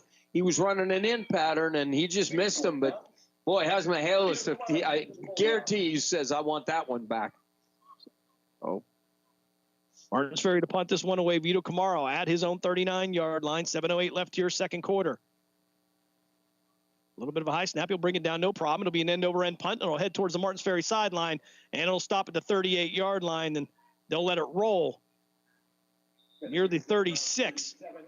No, 37, actually, and that's where Poland will take over 1st and 10 with just under 7 minutes left here to play, and the Poland defense stepping up there again after that first drive here. They kind of just said, okay, we're going to kind of get it together. The game, it seems to have slowed down for them. Absolutely. They've, again, maybe a little jittery, maybe just, hey, again, on their heels, and Martins Ferry's got in there, and they burn them for a couple of long ones, but bend but don't break. That's just how you got to do it. So I formation this time. Twin receivers to the far side for Poland. McCauley be the tight end on the right. Zipolitas with the handoff to Jones. Jones bounces it to the outside, drives his legs past the 40 down to the 41-yard line. Mill Smith on the tackle for Martins Ferry, the 6', 165-pound senior. Yeah, and I'll tell you what, he was right there probably with a 3-yard gain, and he just dropped his shoulder, and he went through that block and was able to get about 3 more yards on that one. Coach, Discount Power Sports scoreboard update here. Monroeville takes a 6-0 lead over Warren JFK. Ursuline with a 10-0 lead over Villa Angela St. Joseph. And the Youngstown Phantoms with a 4-0 lead over the Chicago Steel in the second period. That's a good job. Let's go Watttown. So Verone, Emaseko, the receivers to the far side. Poland going to wing to the right. Single back there to be Pano Zipolitas. They'll send Kamara in motion. Hand it off to Zipolitas. Zipolitas, both hands on the ball. Flag will come in. Zipolitas going to drag a couple of Purple Riders down to the 48-yard line in plus territory, but we'll see what the flag is here, and I can only imagine that's going to be holding. That's got to be. And judging by the body language, and and indeed it will be Grayson Schaefer. I say once in a while, I know that body language. I've done it myself. And nothing makes you look more guilty than that, Coach. I don't know. Yeah, I'll tell you what, though. This is, I think, the 3rd or 4th holding penalty, and that's it. And I don't want to say it's killing them, but that's holding their scores back because they're just now they're behind the sticks 15, 14 yards, and it's just not good. Now they've been able to dig themselves out of a couple penalties here as David Zipolitas will bring the play in from the sideline. 2nd and 15 now from the Poland 32-yard line. 5:50 left here, second quarter. Verone and McCauley, the receivers to the far side, to go 2 receivers to the near side. They'll send Fonda in motion. He'll give it to him on the jet motion. He'll fight his way upfield. He'll get out to the 35-yard line, pick up a 3. It's going to be 3rd and 12 now for the Bulldogs. Yeah, at least it's manageable now. They got it a little bit closer, so they haven't stopped them yet on 3rd down on these long drives, so we'll see what happens. I want to remind you, every kickoff and field goal here tonight is brought to you by Repair That Glass. Accidents happen. That's why you need Repair That Glass, offering a full range of automotive glass repairs. For an appointment, call 330-534-3192. 3rd and 12 now at the Poland 35-yard line. 5:07 left here, second quarter. 3 receivers to the near side. Pano Zipolitas, the running back. David Zipolitas back to pass, stepping up in the pocket. Nowhere to go. He's going to tuck it and run it past the 40. Get out past the 45. He'll slip another tackle past midfield into Martins Ferry territory. And if it stands, it's a first down at the Martins Ferry 46-yard line. 4:53 left here in the second quarter. Again, this is what I just talked about. They get these 3rd downs and long, and that's what's killing them. But then they turn around and get the yardage to gain. So they just got to settle down and keep them hands inside and not get these holding penalties. Because right now they probably got about 200 yards total offense, but half of it's been brought back. Twin receivers to each side. They'll send a man in motion. It'll be Kamara keeping it off the left side. Out past the 40 and inside the 30, down near the 27-yard line. And it'll be another Poland first down with 4:45 left here, second quarter. Bulldogs with a 10-6 lead. Yeah, now they're starting to gouge him a little bit on that outside, Jim. And all it is they're reading that end on that one. He was able to pull it and crash. He was able to go around end. I stand corrected. The Phantoms have a 4-0 lead in the first period. Holy moly. Congratulations to the Youngstown Phantoms finally getting home here. Spent a lot of time on the road.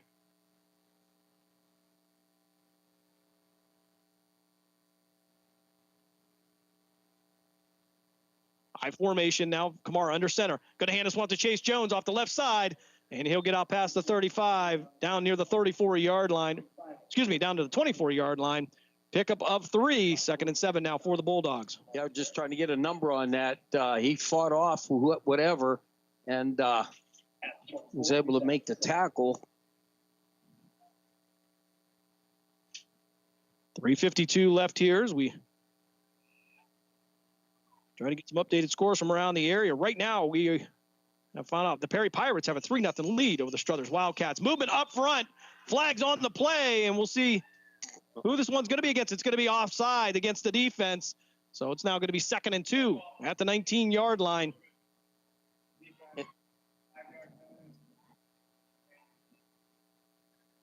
All right, so 2nd down for the Poland Bulldogs. And that's exactly, I like what they did. They changed the count up because they've been teeing off on them, trying to time it out, and they changed the count up, and they got that 5-yard penalty, and that's what they got to do. Keep mixing it up a little bit. 2nd and 2 now at the Martins Ferry 19-yard line. 3.5 minutes left here. Shotgun formation. Going to drop the ball, and a snap is going to be pitched out to Kamara, and it's going to be, they're going to lose more yards, and the ball going to be covered up at the 42-yard line by Martins Ferry. So after a series of fumbles on one play, Poland turns it over. Turnovers 1-1 now. Martins Ferry with the interception earlier. Poland now with the fumble. Yeah, just pick the ball up or fall on it. I always tell my guys that it's rolling around, just fall on it, retain possession, and they didn't. They were that 2 guys from Poland were trying to get it, and it just scored it out. That oval ball does some crazy things with hitting that rubber turf. I think that is putting it mildly, Coach, there. As you can tell, they tried to get it on the hop. So Martins Ferry 1st and 10 now. Ball at their own 42-yard line. 3:18 left here in the second quarter. Shotgun formation. They'll give it to Cox. Cox off the left side. It'll be stretched out past the 40. And there's going to be a bunch of flags coming in here. Martins Ferry now with the ball at the 25-yard line. But, Coach, I can guarantee this one's going to come back. Oh, yeah. And 3 officials threw a flag, so they were all in agreement on this one.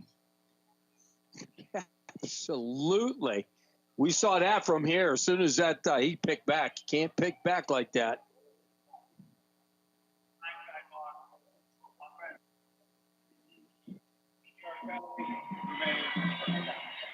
Okay, didn't pick up the number on that, but a blindside block being called against Martins Ferry, and that will send them back well into their own territory. They'll mark this at the 27-yard line. 3:07 left here, second quarter. Poland with a 10-6 lead, but pretty much it's been a penalty fest here in this second quarter. Yeah, I'll tell you what, Stefanson got trucked, and he was kind of kneeling down on the sidelines. They took him out. He went to the sidelines. Hope the young man's okay because he got drilled. So Maseko at one corner now, Kamara at the other. 3 receivers to the far side. Ludoff in the shotgun. He'll take it himself up the middle, and he's going to be wrapped up after maybe a yard gain. It's going to be Oliver McCauley stepping in there, wrapping up around the waist and bringing him down. That'll bring up 2nd and 23 now for Martins Ferry at their own 29-yard line. Yeah, McCauley did a great job. I mean, he just right off the edge and was able to tackle him down. So great job by that young man. He is all over the field. He's a tough young man. Yeah, great athlete there for the senior. 2:20 years, the clock will continue to run. Poland with the 10-6 lead. Long way to go here in this one, in a fast-moving game here, Coach. 7:44 on the clock. We are reaching halftime. Yeah, it's a little crazy. That's usually first quarter. So Ludoff in his shotgun, 1 running back to his right, 1 single receiver to each side. Ludoff now working to the outside. He'll slip McCauley's tackle, and he'll be knocked down at the 36-yard line. Actually, the 35. Pickup of 6 on the play. It's going to be 3rd and 17 now for Martins Ferry. Yeah, I'm surprised Coach didn't take a timeout there with 3rd and long. They got the ball back. and plenty of time. And now I called it. So we got a timeout. So timeout here. We're going to keep it right here as we take a look at the Discount Power Sports scoreboard update. Discount Power Sports is your go-to store for discount ATVs, dirt bikes, go-karts, electric bikes, and more.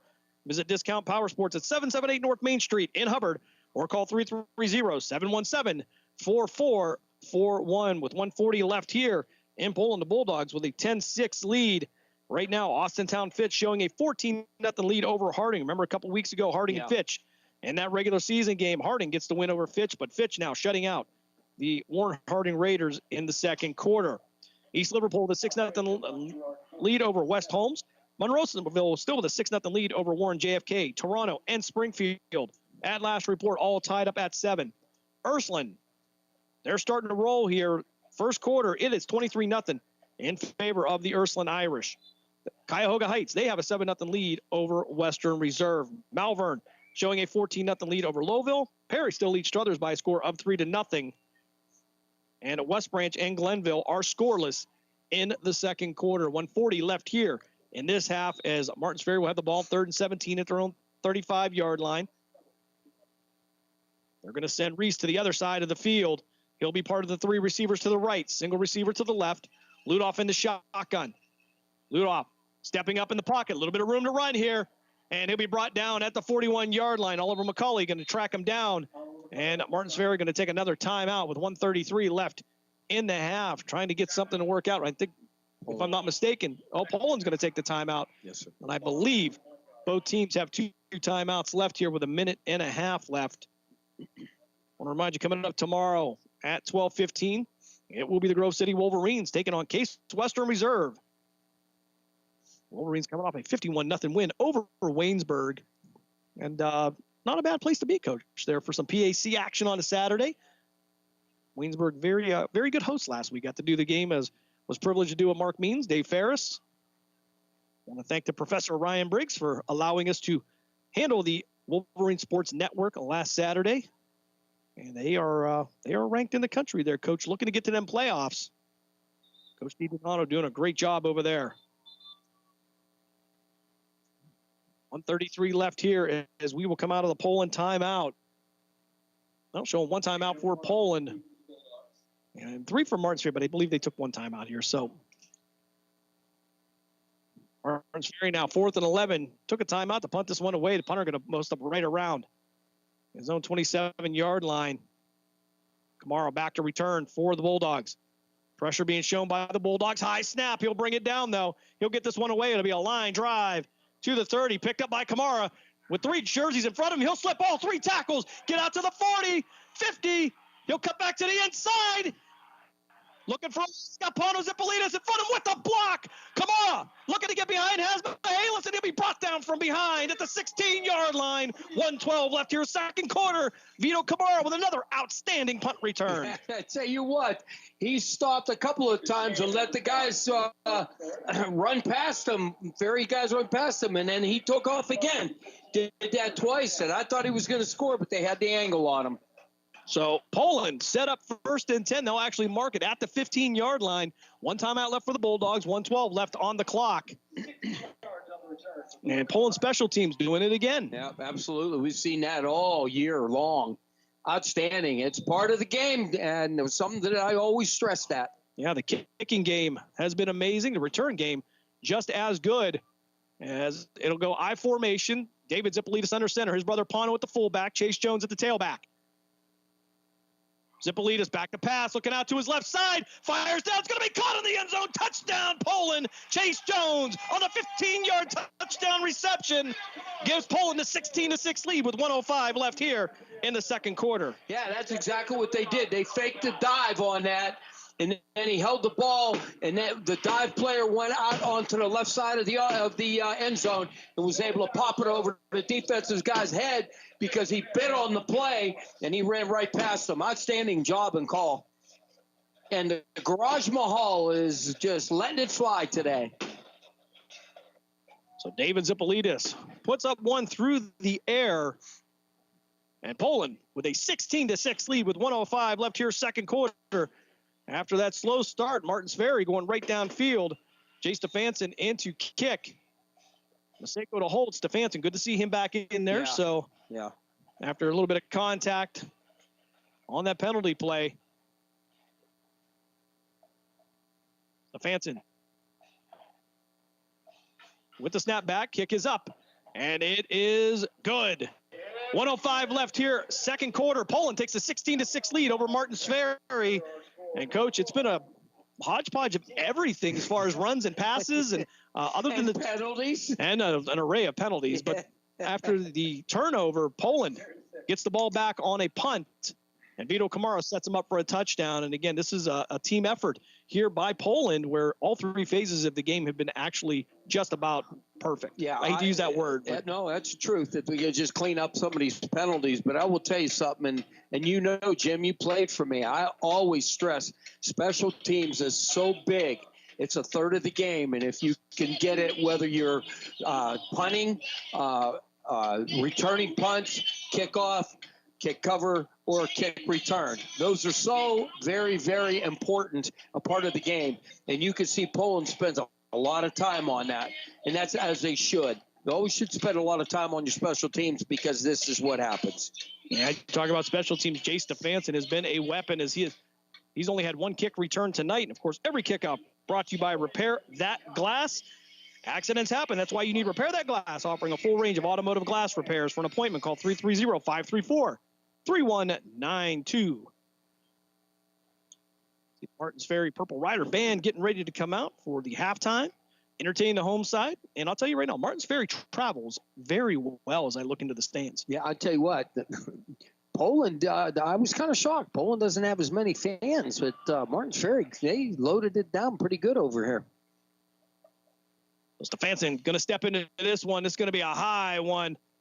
Fielded at the 1 yard line, brought it to the 5, out to the 20, and a big hit, and knocked down near the 25 yard line. Trying to get the number of the truck that rode through there for Poland.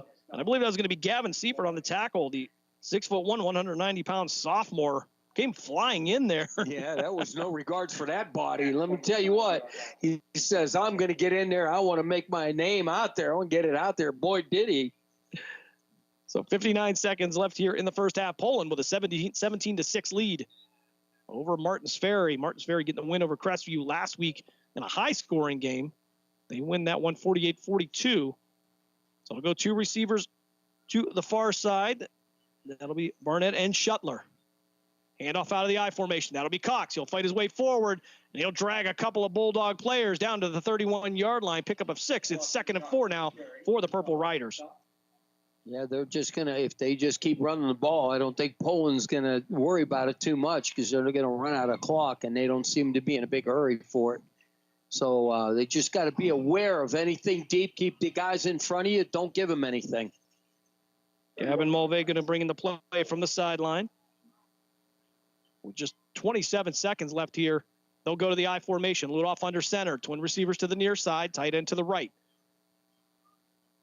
They'll hand it off. Contact at the line, but Cox going to fight his way through and brought down eventually by Angelo Angelilli with the help of Peyton Miller.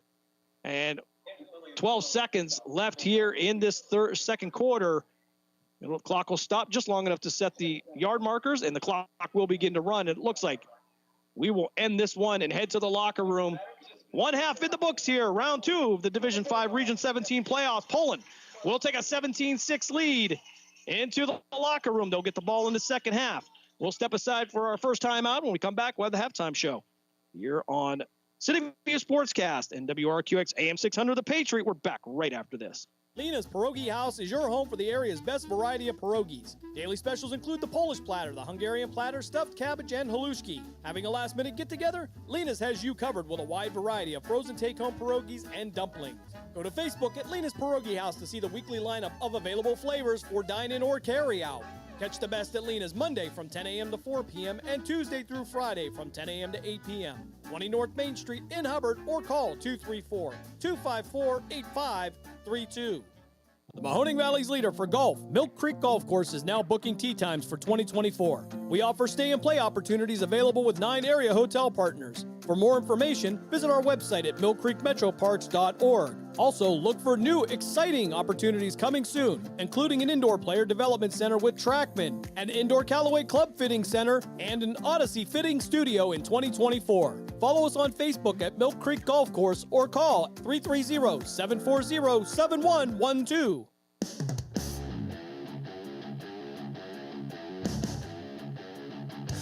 Catch all of the spring and summer action of Cleveland Cobras minor league football on the iMedia One Network. Follow the Cobras as they compete against teams from around the region and beyond in pursuit of a premier amateur football league championship. And if you're looking to continue your playing or coaching career after high school, college, or even the pros, go to Facebook at Cleveland Cobras Football or call owner Jesse Caldwell at 330-416-3442. Be a part of the excitement of Cleveland Cobras football. Discount Power Sports at 778 North Main Street in Hubbard is hosting a raffle for a 125cc Ventura ATV. Tickets are $30 each and 100 tickets are available. For each raffle, when those 100 are gone, a winner will be drawn and a new raffle will begin. Tickets can be purchased at any Hubbard home game or at 778 North Main Street or by calling 330-717-4441. $1,500 from each raffle will go toward a scholarship for the Hubbard Youth Coalition. We now return you to the Cleveland Cobras High School football game of the week on the iMedia One Network. Band out entertaining the home side here as they perform here in this second round of the playoffs here. Poland with the 17-6 lead over Martins Ferry. Take a look at the scoring recap. It would be 10:27 of the first quarter. Be Martins Ferry that would strike first on a 28-yard run by Cox, the freshman. Actually, a big guy, coach. He runs hard, and he's another guy we want to watch for a couple of years there. 7:29 left here in the first quarter. It would be Vito Camara for 29 yards into the end zone. That would put Poland up by a score of 7-6. With 8:24 left in the second quarter, Jay Stefanson would hit a 31-yard field goal, giving them the 10-6 lead. And then it would be David Zipolidis on a 15-yard pass to Chase Jones. He scores in the end zone just across the street from his house. And that gives Poland the 17-6 lead. But I think frustrating for both sides, Coach, has been the penalties, let alone the turnovers. Yeah, the penalties has killed both teams. I don't know what the penalty yards is, but Poland's got to be already have, I'm going to just venture to say, at least 35 to 50 yards in penalties. It's just every time they get in there, and again, they make it up, but then they turn around in the next drive or so, then they get hit with another one. So they're again positive. I think they're started out slow, but they're getting better. But they're clicking on everything they do. They're doing a good job up front, but they have to be aware of that long pass. Can't let guys get behind them, because I really think Martins Ferry is going to come out and throw the ball over. Yeah, really the difference in this game when you talk about the penalties is Poland's been able to dig their way out of it, where Martins Ferry's had some trouble. Yeah. They've had to punt the ball away a couple times. Yeah, a couple times where they should have had a first down or good yardage, and then they have to come back in second and long, and they can't get it done, so they end up punting. But I'll tell you what, they're not a bad football team, and I think they'll be fine. But Poland has got this. They got to keep hammering guys. They got to execute, and they got to stop the mistakes. Take a look at some of the numbers here in the first half. For Poland, it would be the Bulldogs with 10 first downs, the Purple Riders with 7 rushing yards. Poland would go 20 carries for 122 yards, and the Purple Riders would go 17 carries for 67 yards. Coach, it seems like it was a little bit more than that, but you factor in the penalties, and that subtracts a lot of yards. Absolutely. So Poland averaging about 6.1 yards per rush. Martins Ferry 3.9. Either way, if you look at it, they're looking at a first down on every second or third play, and Poland taking more advantage of it, of course, than Martins Ferry. Poland 2 for 3 in the passing department. Haven't had to do much of that, but it would be David Zipolidis hitting Chase Jones in the end zone on a 15-yard touchdown pass. Martins Ferry would go 2 for 1 with 1 interception. That would belong to Jay Stefanson. Passing yards, it would be 44 for Poland. and 81 for Martins Ferry. A big chunk of that coming on the first series in the first quarter. Total plays for Poland so far, Coach, 23 plays for 166 yards in offense. Martins Ferry, 22 plays for 148 yards. A lot of these numbers equal, but Poland with the shorter field here when you take into consideration some of the Vito Camaro punt returns and whatnot. So Poland taking advantage of the field position. Absolutely. And that's, I mean, they get the long runs, they get the long passes, but Poland on punts have just eaten them up, and that's a big part of the game. One turnover for each, as Poland would have a fumble there on looked like an end around. It would go from Zipolitis to Kamara and then over to Martins Ferry. And then again, we talked about the interception made by Jay Stefanson in the end zone.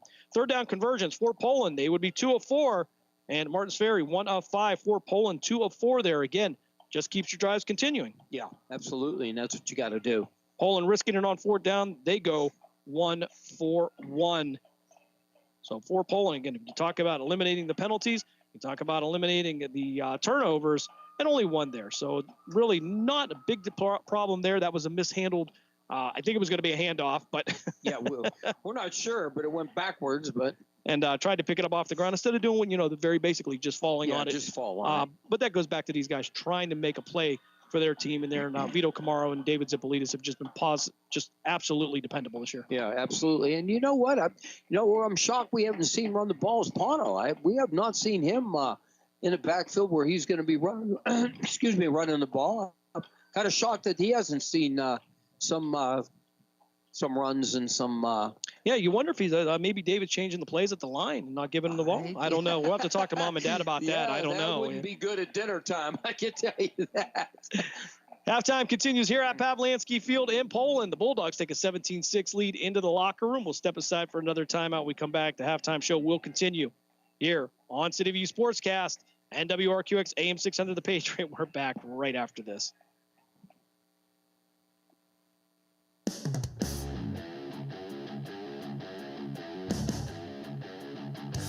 Catch all of the spring and summer action of Cleveland Cobras minor league football on the iMedia One Network.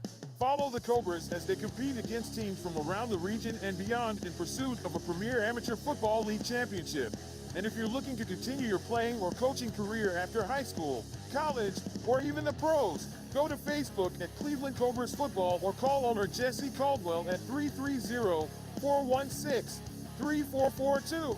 Be a part of the excitement of Cleveland Cobras football.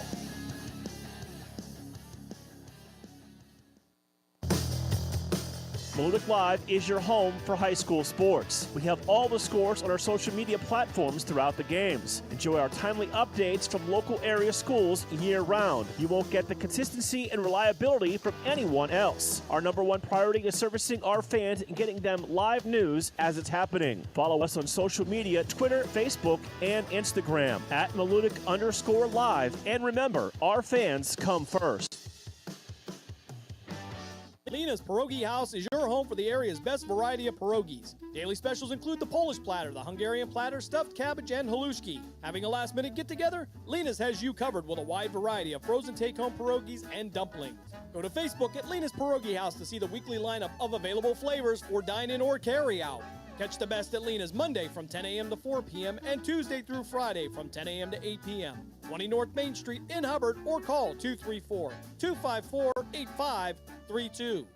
The Mahoning Valley's leader for golf, Milk Creek Golf Course, is now booking tee times for 2024. We offer stay and play opportunities available with 9 area hotel partners. For more information, visit our website at millcreekmetroparks.org. Also, look for new, exciting opportunities coming soon, including an indoor player development center with Trackman, an indoor Callaway Club Fitting Center, and an Odyssey Fitting Studio in 2024. Follow us on Facebook at Milk Creek Golf Course or call 330-740-7112. We now return you to the Cleveland Cobras High School football game of the week on the iMedia One Network.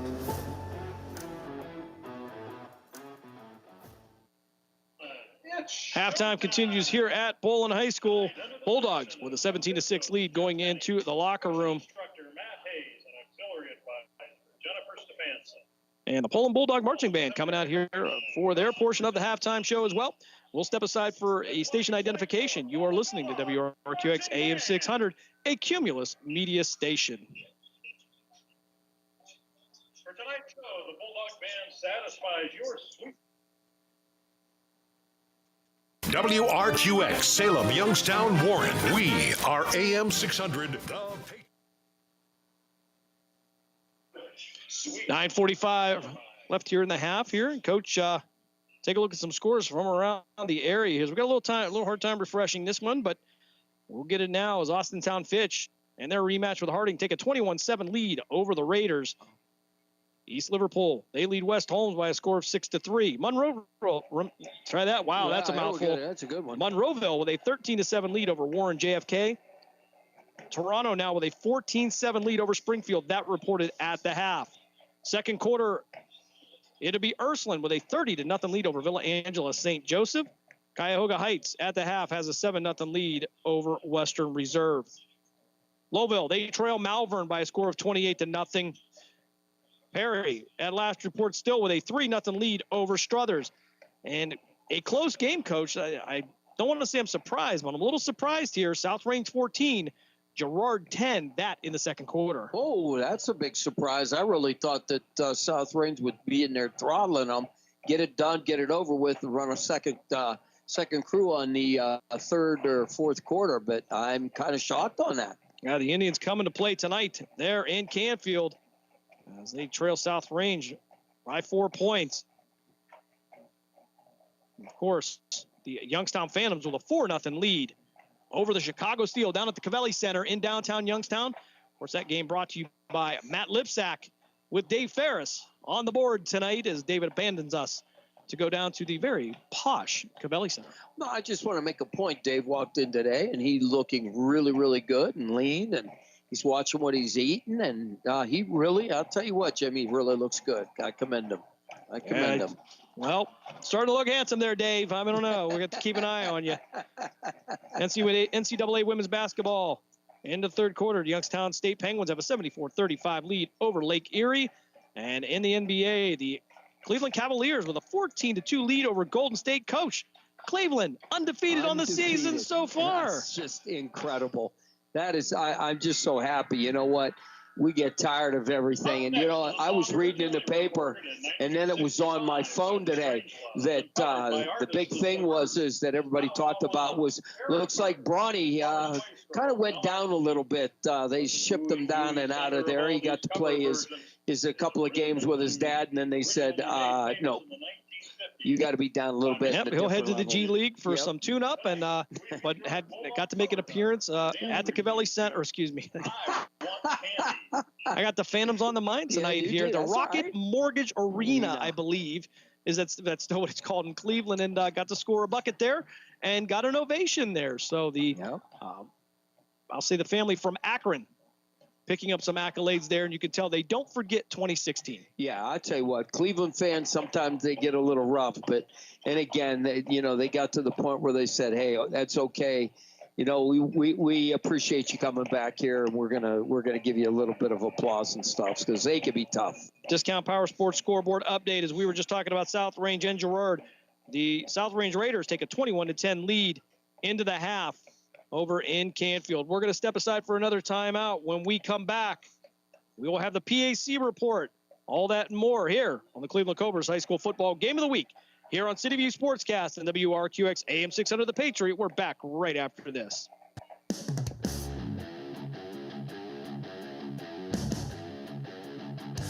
Catch all of the spring and summer action of Cleveland Cobras minor league football on the iMedia One Network. Follow the Cobras as they compete against teams from around the region and beyond in pursuit of a premier amateur football league championship. And if you're looking to continue your playing or coaching career after high school, college, or even the pros, go to Facebook at Cleveland Cobras Football or call owner Jesse Caldwell at 330-416-3442. Be a part of the excitement of Cleveland Cobras football. During the fall and winter, grilling season never ends, and Gessler Propane is your local supplier. Then make sure you get your hard-earned money's worth. Why go to gas exchanges to pay higher prices for tanks not filled to capacity? Gessler Propane makes sure you're prepared for year-round grilling with 100% filled tanks at a reasonable cost. See Bob Monday through Friday, 10 to 4, and Saturday, 9 to 3 at Gessler Propane, 702 Youngstown Poland Road, Struthers, or call 330-755-9119. Gessler Propane. They got gas. Western Reserve Radio is the Valley's online source for sports talk and local live events. Tune in and be a part of their live weekly shows, as well as all of the hard-hitting action of Youngstown Phantoms hockey, high school football, and the GDFL. Find them at westernreserveradio.com. Tune in and the Live 365 app to be a part of the area's sports conversation. Be sure to visit them on Facebook at Western Reserve Radio and on Twitter at WR_radio. Accidents happen. That's why you need Repair That Glass. Specializing in windshield replacement and all other auto glass, we offer a full range of automotive glass repairs. Our technicians can do everything from minor chip repair to a complete replacement. Your windows don't go up or down, they can fix that too, along with custom glass work and antiques. Repair That Glass is a family-run business for over 40 years. Repair That Glass. Call for your appointment now at 330-534-3192. We now return you to the Cleveland Cobras High School Football Game of the Week on the iMedia One Network.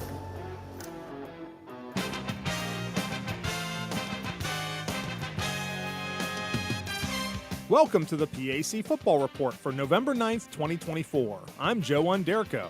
This week we will take a quick look back at last Saturday's gridiron action in the President's Athletic Conference, while also previewing Week 10 contests this weekend. 3 teams remain tied atop the PAC standings with 1 loss each. Washington and Jefferson improved to 8-1 with a 34-21 win at Case Western Reserve.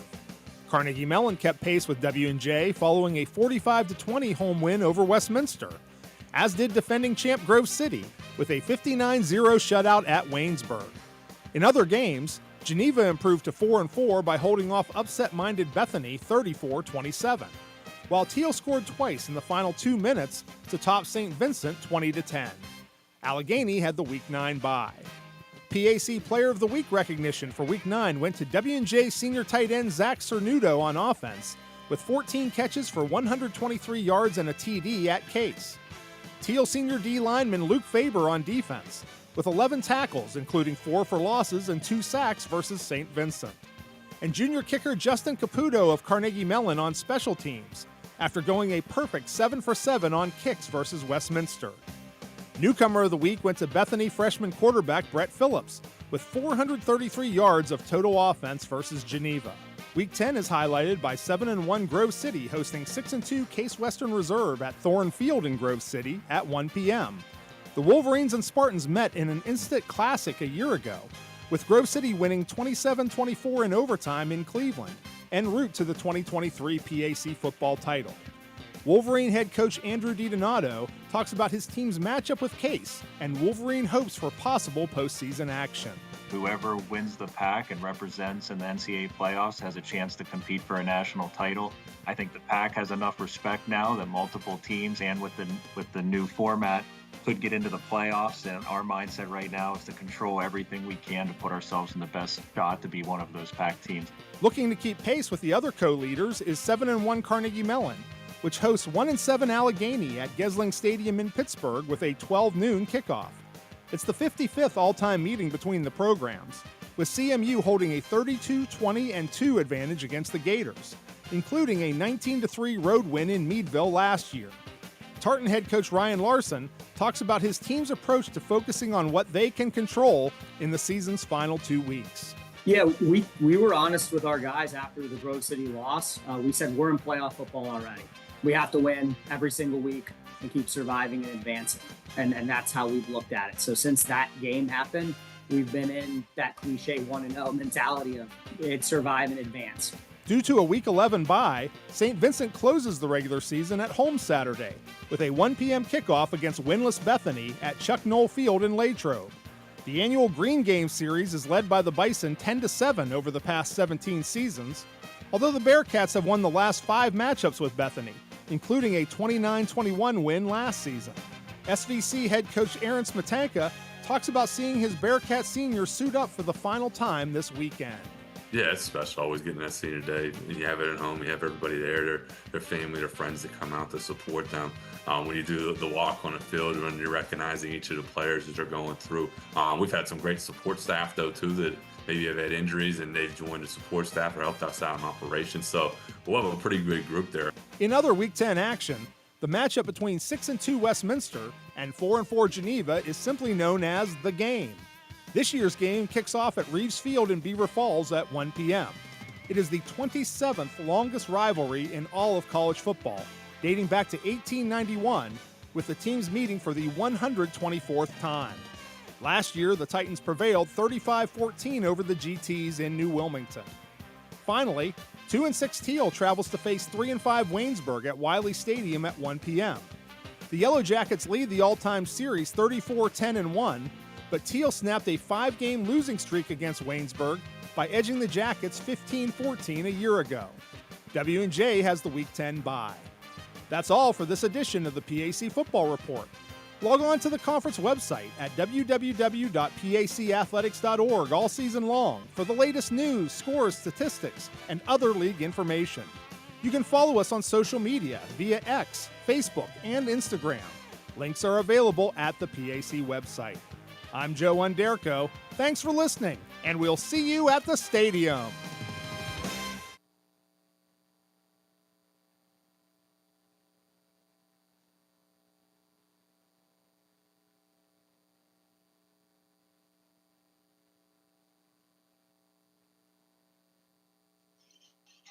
Just about a minute and a half left here before we kick off the second half. You're Poland with a 17-6 lead over the Martins Ferry Purple Riders.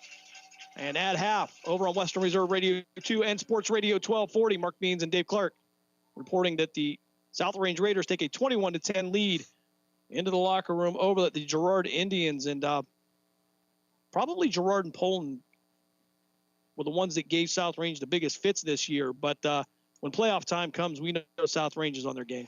Yeah, but I really expected, you know what, they opened with them. So I expect Poland to do a lot better job, and I give them a little bit more headaches with South Range. And, you know, you have really got to get Tristan Toy, and you got to get somebody on him. And the running back. Dominguez. Yes. He's another one. There was a whole slew of Dominguez runners that that we saw throughout the years over there. But, yeah, I'll tell you what, it's a good, solid program. Great job that coach did. And I just was talking to somebody else about that. We were talking football, and I said, he did a great job. I'm sure he put a little spin into it, but he kept it the way it was. Yeah, certainly. He's maintaining that program well over there. And very, very few losses over there for the South Range Raiders. I think they have one regular season loss here in the last 3 or 4 years, and that was, I believe, to Dover, if I'm not mistaken. As we wind down the halftime here, take a look at some of the scores from around the area. Again, Fitch with the 21-7 lead over the Warren Harding Raiders. Harding getting the regular season win over Fitch just several weeks ago. East Liverpool with a 6-3 lead over West Holmes. Monroeville leads Warren JFK 13-7. Toronto 14, Springfield 7 at the half. Ursuline running away with this at Villa Angela St. Joseph. It is 30-0 in favor of the Ursuline Irish. Cuyahoga Heights with a 7-0 lead over Western Reserve. Over on the PA side, Hickory has a 21-0 lead over Corey. Malvern leads Lowville 28-0. My screen will refresh now. And talk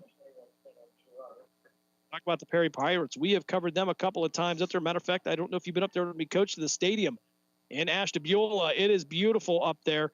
And I see why it refreshed now, because Malvern has a 35-0 lead over Lowville. Perry still with a 3-0 lead over Struthers at the half. That's an interesting game there, as Struthers running for about 313 yards a game. Sharon on the PA side with a 31-0 lead over Titusville.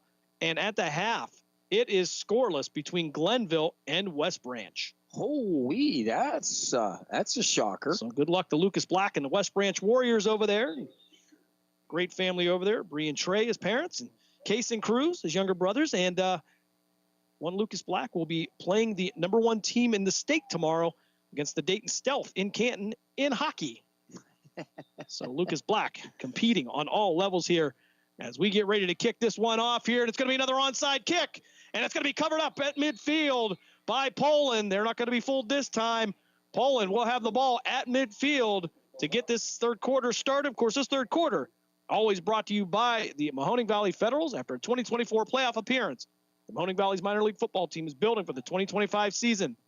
For more information, call General Manager John Galbraith at 330-540-1099 or go to the team's Facebook page at the Mahoning Valley Federals Developmental Football Team. I formation now for Poland, single receiver to the near side. Pano Zipolitis, the fullback.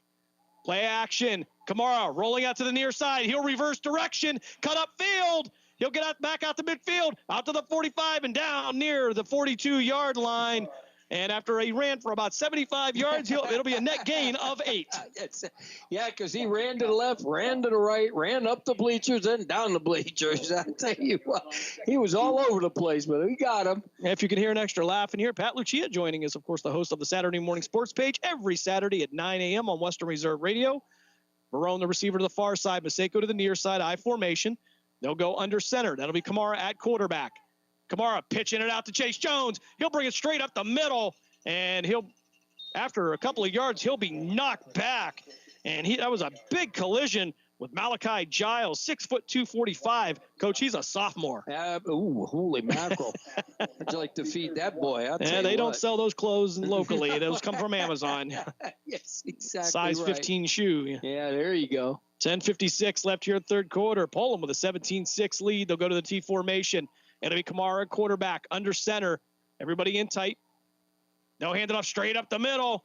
That'll be Pano Zipolitis with enough for the Poland first down at the 37-yard line. 10:44 left here after Martins Ferry tried the onside kick. Poland starting their drive at the 50. Yeah, I don't understand that. You're not going to catch a team twice on that one, and why would you give up the field position? Of course, though, they maybe worried too much about Poland's speed. Discount Power Sports scoreboard update, Coach Fitch now with a 21-14 lead over Harding at the half. The Raiders not out yet as Poland will go back to the T formation, 1st and 10 at the Martin Ferry 37-yard line. Kamara under center.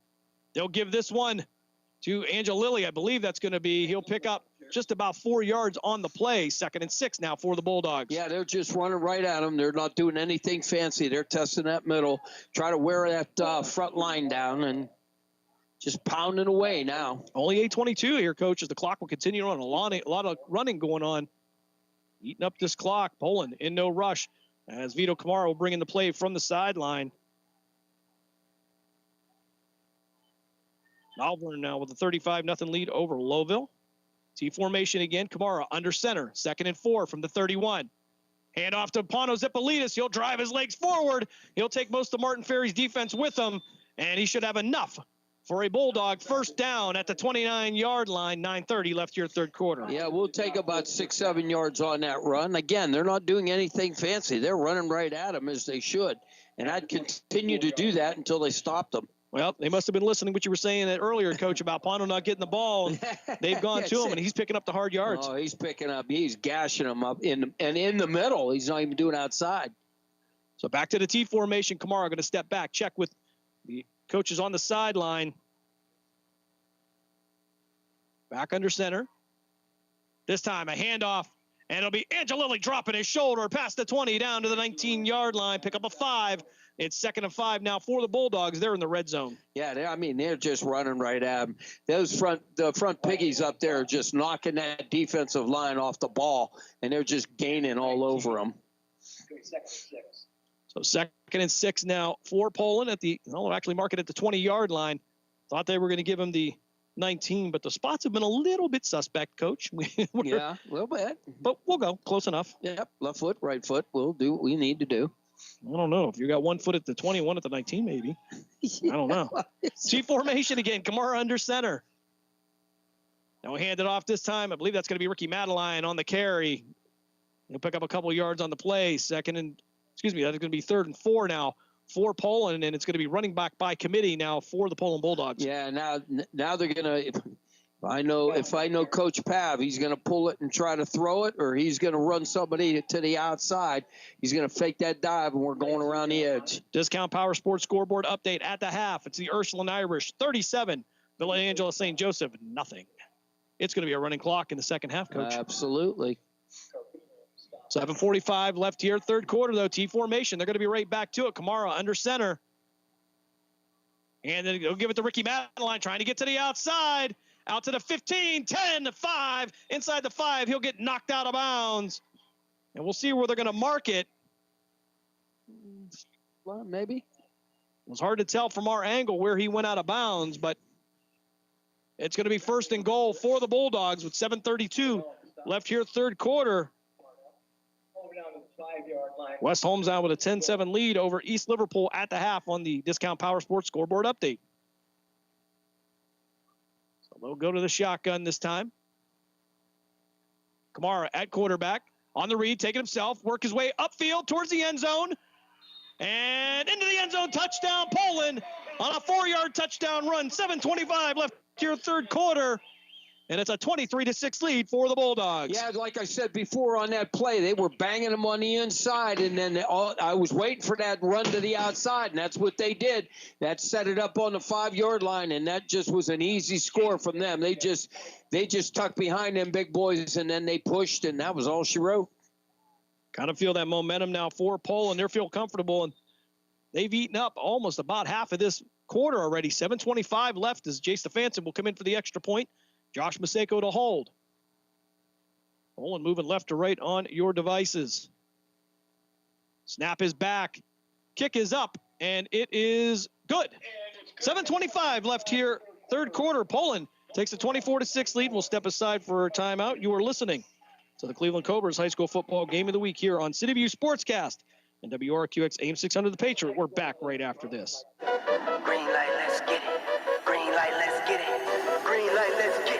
The Mahoning Valley Federals is the area's minor league football team. After only 2 years in existence and an appearance in the league playoff semifinal game, the Federals are looking to add Valley High School and college talent to help take the next step toward a league championship. For more information on how to become part of the Federals' journey, go to Facebook at the Mahoning Valley Federals Developmental Football Team or contact General Manager John Galbraith at 330-540-1099. The Mahoning Valley Federals, honoring the football tradition in the Valley.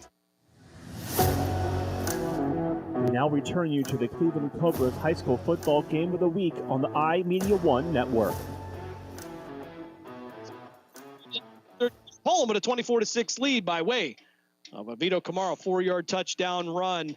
Take a look at the Discount Power Sports scoreboard update from the Cavelli Center in downtown Youngstown. Second period, the Youngstown Phantoms with a 5-0 lead over the Chicago Steel.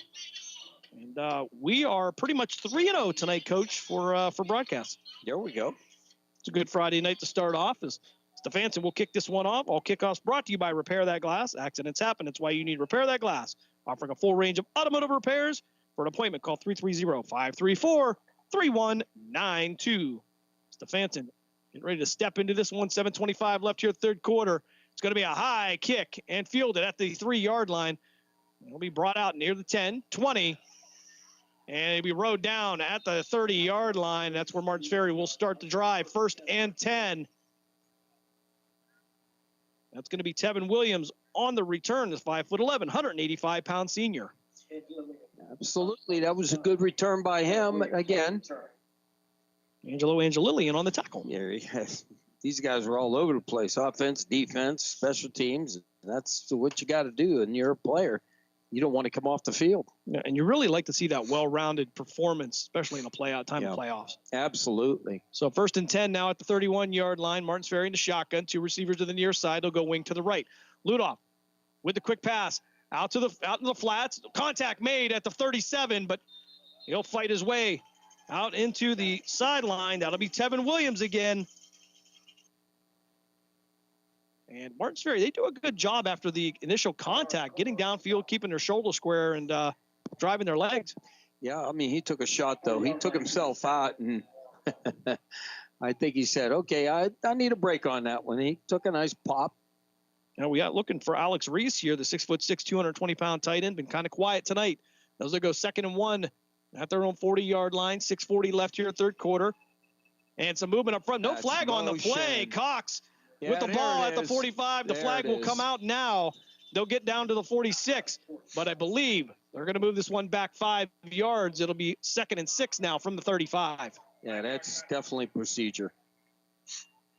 I thought maybe they were going to let that one go for a second, but the official thought better. A little delay there. They wanted to... Sometimes you need a little encouragement from the sideline, too. Yeah, maybe they heard us. Maybe he's listening to us in his earpiece. So 6:33 left here. Clock will stop on the penalty. And it will begin on the whistle. 2nd and 6 at the 35. Poland with a 24-6 lead here in the third quarter.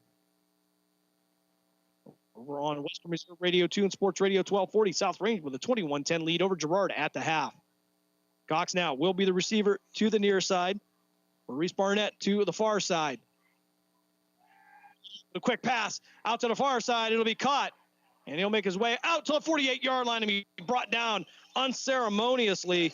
Maurice Barnett on the reception will give Martins Ferry a first down. Yeah, they gave him a little bit of room, and that quarterback was able to hit that throw, but he took him down, got some yardage to gain, and first down.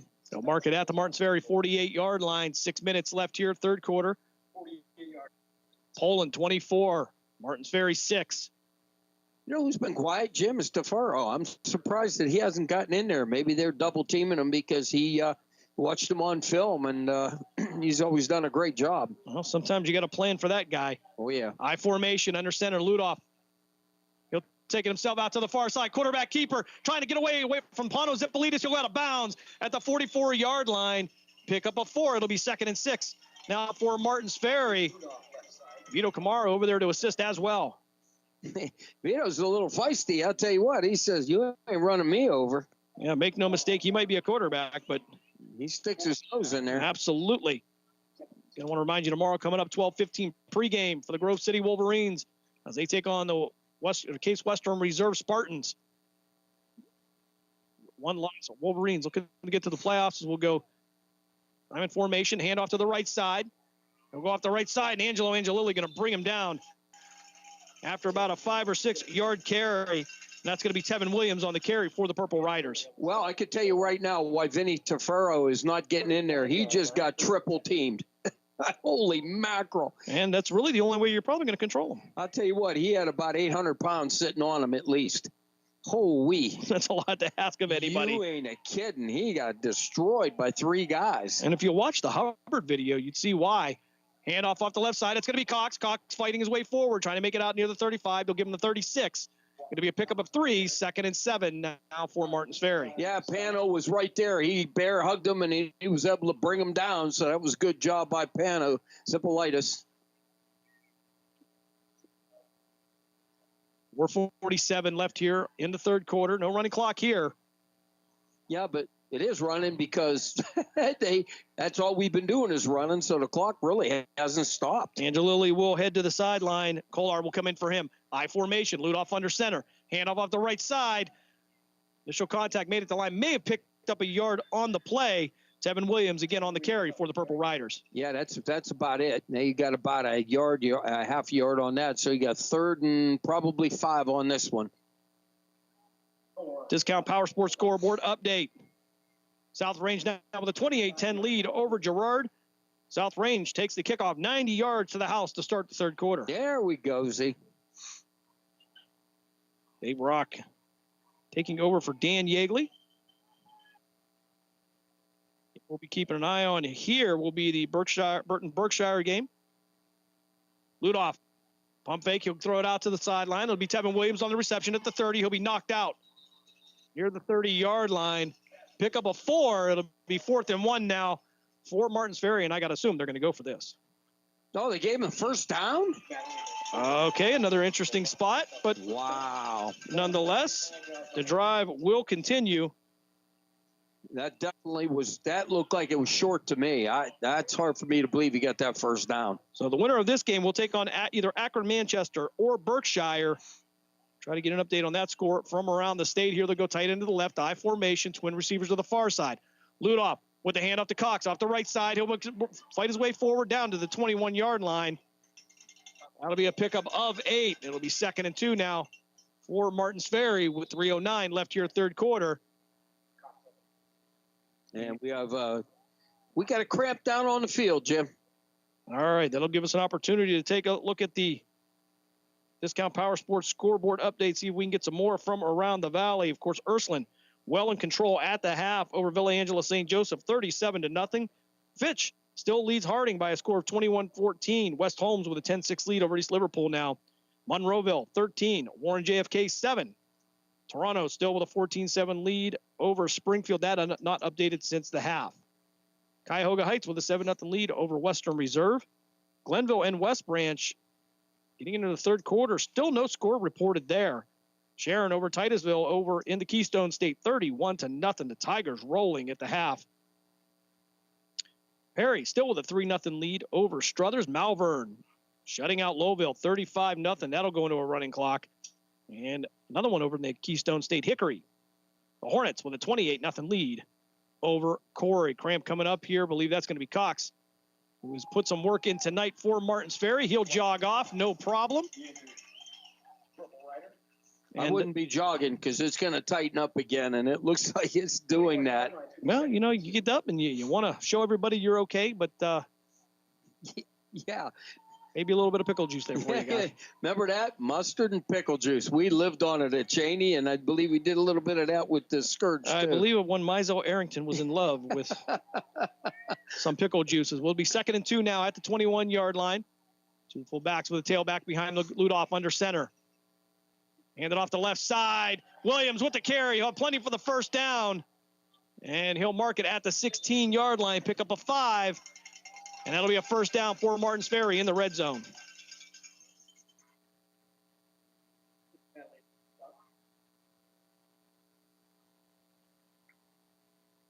.242 left here, third quarter.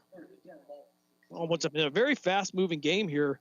This game kicked off at 7 o'clock. It's 8:36 now. We are approaching the end of the third quarter. Two receivers to the far side now. That'll be Barnett and Mulvey. I formation, Ludoff under center. Williams with the carry off the right side. He'll pick up a couple yards, drive his legs, break some tackles, get inside the 10, down to the 9-yard line, a pickup of 7. That'll be 2nd and 3 now. Martins Ferry can get a first down at the 6-yard line.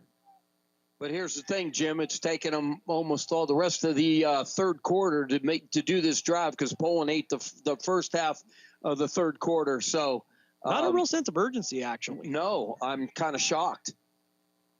So Martins Ferry back to the line here, 2nd and 3 from the 9-yard line. They'll go heavy in the backfield. Ludoff under center.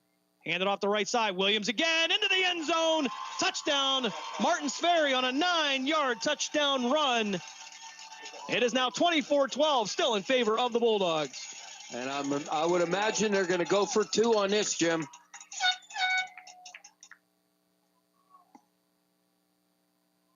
Nine-yard touchdown run for Martins Ferry. As coach is correct, they're going to huddle up 4-2. Try to get that extra point back that they lost on the block on the first touchdown on that first drive in the first quarter. A lot of firsts there, Coach. Yeah, absolutely. All right. First touchdown, first drive, first quarter. They got to get this play off. Now they call the timeout. So timeout, Martins Ferry. 1:43 left here, third quarter. We'll step aside for a quick timeout. You're listening to the Cleveland Cobras High School Football Game of the Week here on City View Sportscast and WRQX AM 600 The Patriot. We're back right after this. Green light, let's get it. Green light, let's get it. Green light, let's get it. The Mahoning Valley Federals is the area's minor league football team. After only 2 years in existence and an appearance in the league playoff semifinal game, the Federals are looking to add Valley High School and college talent to help take the next step toward a league championship. For more information on how to become part of the Federals' journey, go to Facebook at the Mahoning Valley Federals Developmental Football Team or contact General Manager John Galbraith at 330-540-1099. The Mahoning Valley Federals, honoring the football tradition in the Valley. We now return you to the Cleveland Cobras High School Football Game of the Week on the iMedia One Network. Yard line. Excuse me, a 2-point conversion coming up here as I'm trying to check scores, and we're trying to do it both ways. South Range now with a 28-10 lead over Girard. Heavy back formation here. Ludoff under center. Going for the 2-point conversion. Quick pass out to the left. Going to be knocked away by Vito Camarra. The flag will come in. Pass was intended for Maurice Barnett, and that might be arguable, Coach. It looked like Camarra had a clean reach in there. Yeah, that's a bad call. Martins Ferry will get a second shot at this 2-point conversion. That's a horrible call. Martins Ferry will take it, though. I don't think they're going to decline it on principle. That's unbelievable. He had good position on him. He knocked that ball down. Now I could see if he whiffed on the ball, but he knocked that ball down, and I didn't see him dragging. Ball to 1.5 yard line. Ludoff under center. Got to hand it off to Cox. Cox into the end zone for the 2-point conversion.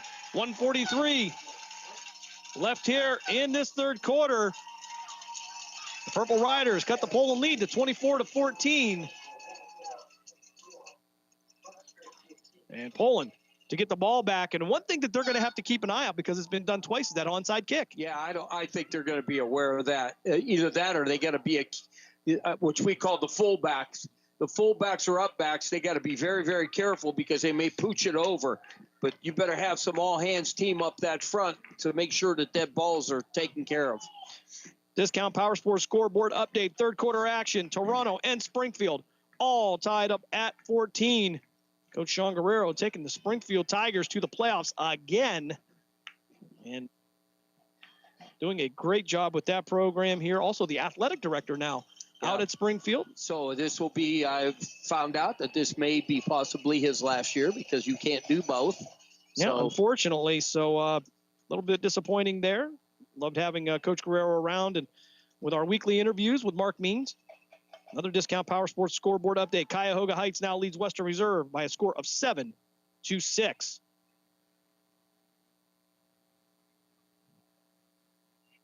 Will set this one up. Jacob Thieker, Luz Carnero with a low line drive. Picked up at the 32, brought out to the 40. Chase Jones going to go down. A flag going to come in. There's going to be a face mask coming up against Chase Jones. Martins Ferry reaching in there, and I don't know if that's what it is. I'm going to guess that is a face mask. That's got to be. Because it looked like he hit him helmet to helmet as well. So we'll get a call from our referee here. 1:37 left here, third quarter.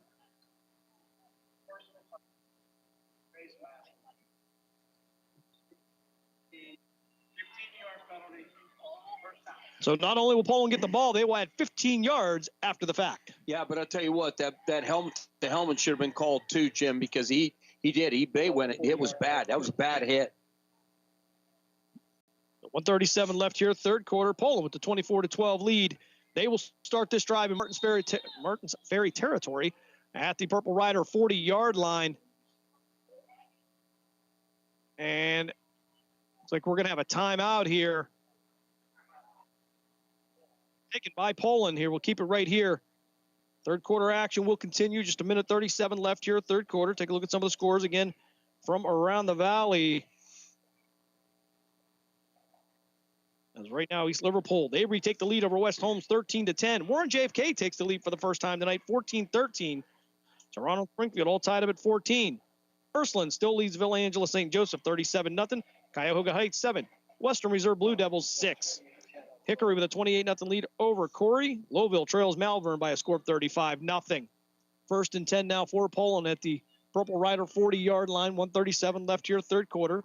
Bulldogs with a 24-14 lead. Twin receivers to the far side. McCauley will be the wing to the right. Josh Masego, single receiver to the near side. Chase Jones in the backfield. They'll send McCauley from the right side to the left side. It'll be Zipolidis keeping this ball. He'll work his way up forward. He'll get near the 36-yard line, pick up a 4, 2nd and 6 now for the Bulldogs. Clock will continue to run. Yeah, they're just, again, if it isn't broke, don't fix it. Just run right at them. They haven't stopped you to this point. Just keep pounding. And, I'll take 4 or 5 yards of carry on that one. They have not stopped them yet, so. Barone will head to the sideline. Angelo Angelilli will make his way onto the field. Angelilli to the right of Zipolidis. It'll be Chase Jones to the left in the backfield. McCauley wing to the right, single receiver to each side. He'll feed this one to Angelilli. Angelilli upfield, going to drive his feet, get past the 30 and down to the 28-yard line. Pickup of 8 on the play. That's going to be enough for another Poland first down. Yeah, that's just, again, all they're doing is running right at them. They're not doing anything fancy. They're grinding down the the time, and they're just eating up the field. 40 seconds left here in this third frame. Brought to you by the Mahoning Valley Federals football team. After a 2024 playoff appearance, the Mahoning Valley Federals minor league football team is building for the 2025 season. For more information, call General Manager John Galbraith at 330-540-1099. Two receivers to the far side, wing to the left.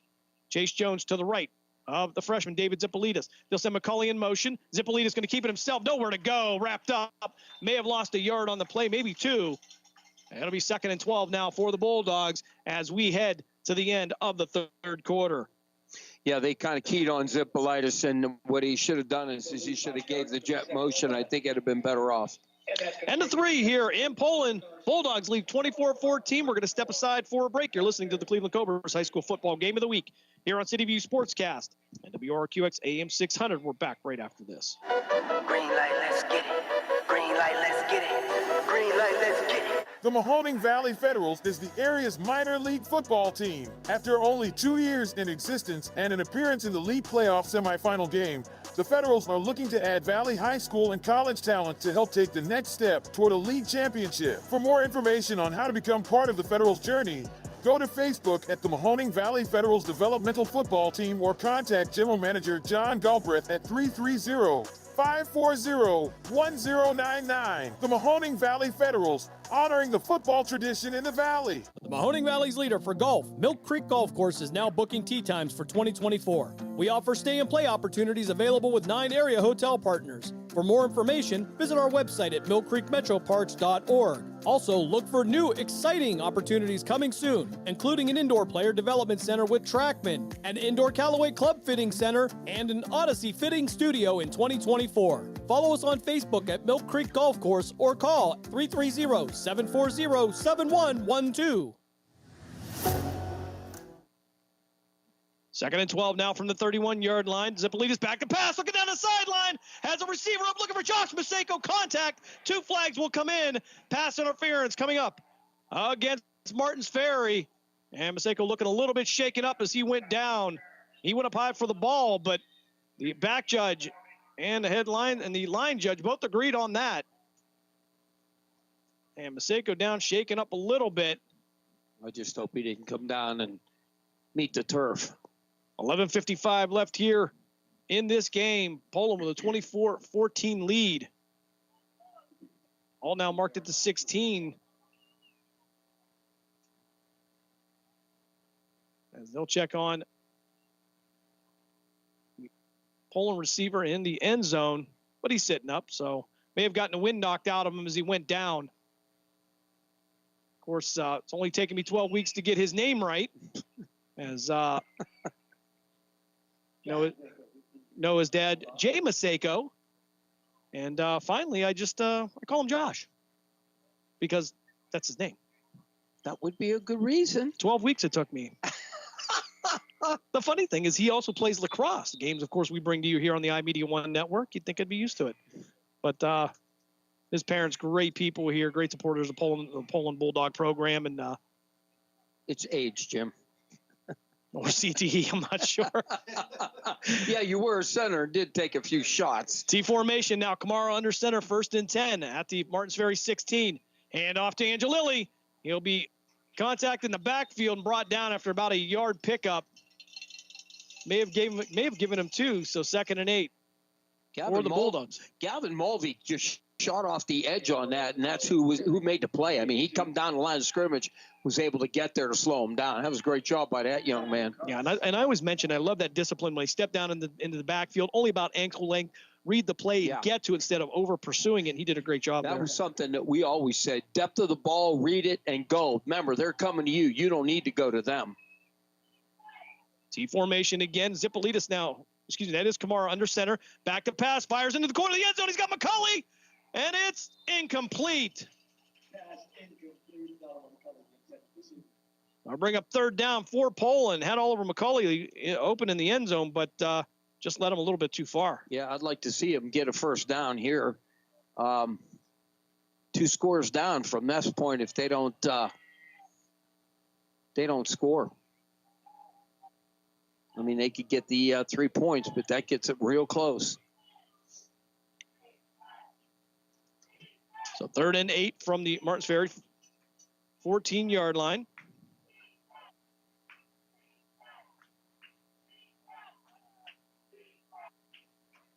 Trying to get some scores from around the area here. Play clock at 4. They got to get it off. So Kamara taking himself upfield. There He'll it get is. inside the 10, 5, touchdown, Poland. 14-yard touchdown run by Vito Kamara. Gives Poland a 30-14 lead with 11:05 left in the game. Wow, that was an outstanding job. They took the bite on the fake, and then that hole opened up. Great job, offensive line, and he was able to get in. He didn't get touched, so it was about the 1-yard line, and then he got popped. But he was already in the end zone by that point. Vito Kamara with his 3rd touchdown of the night. First for 29 yards. Second one for 4. And this one, 4-10. So between him and David Zipolidis, they have quite the 1-2 punch there at the cornerback position. Is Stefanson in for the extra point. Josh Maseko to hold. Snap is back. Kick is up. And it is good. 11:05 left here. 4th quarter. Poland with a 31-14 lead. We'll step aside for a timeout. When we come back, we'll talk about our favorite 4th quarter in the Valley. It's the Lena's Pierogies 4th quarter here on the Cleveland Cobras High School Football Game of the Week. We're back right after this. Lena's Pierogi House is your home for the area's best variety of pierogies. Daily specials include the Polish platter, the Hungarian platter, stuffed cabbage, and halushki. Having a last-minute get-together? Lena's has you covered with a wide variety of frozen take-home pierogies and dumplings. Go to Facebook at Lena's Pierogi House to see the weekly lineup of available flavors for dine-in or carry-out. Catch the best at Lena's Monday from 10 a.m. to 4 p.m. and Tuesday through Friday from 10 a.m. to 8 p.m. 20 North Main Street in Hubbard or call 234-254-8532. We now return you to the Cleveland Cobras High School Football Game of the Week on the iMedia One Network. 1-14 lead.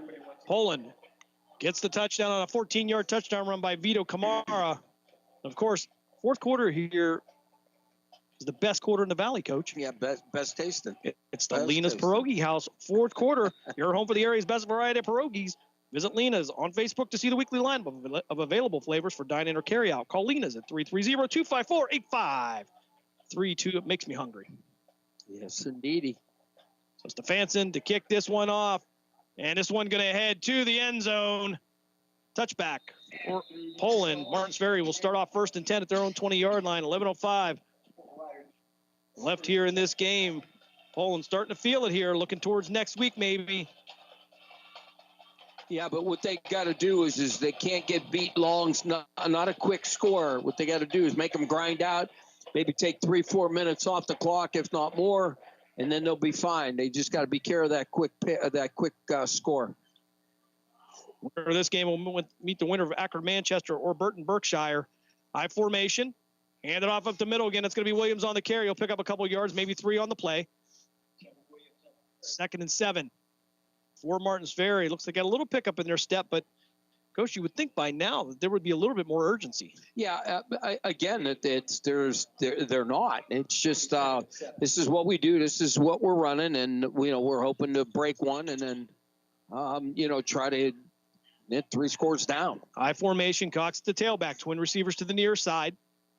Ludoff with the handoff off the right side. He'll get it out to the 25, 30, and knocked down at the 33-yard line.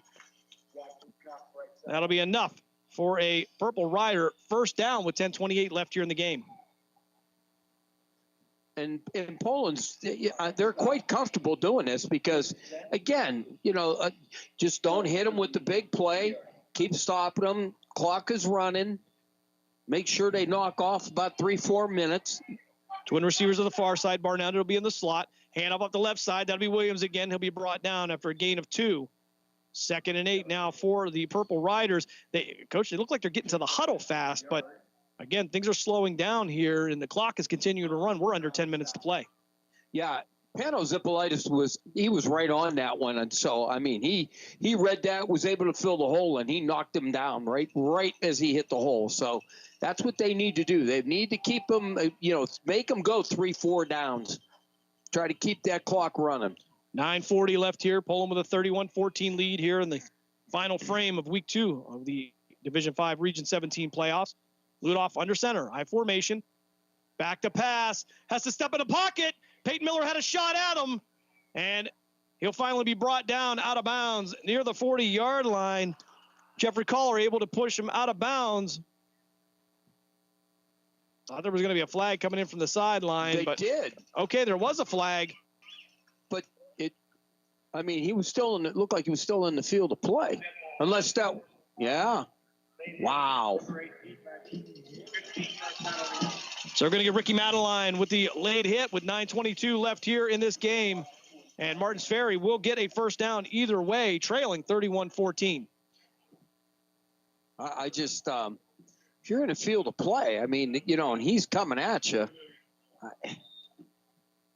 Again, I know we're on this side, so it looked like he was still in bounds when he got hit.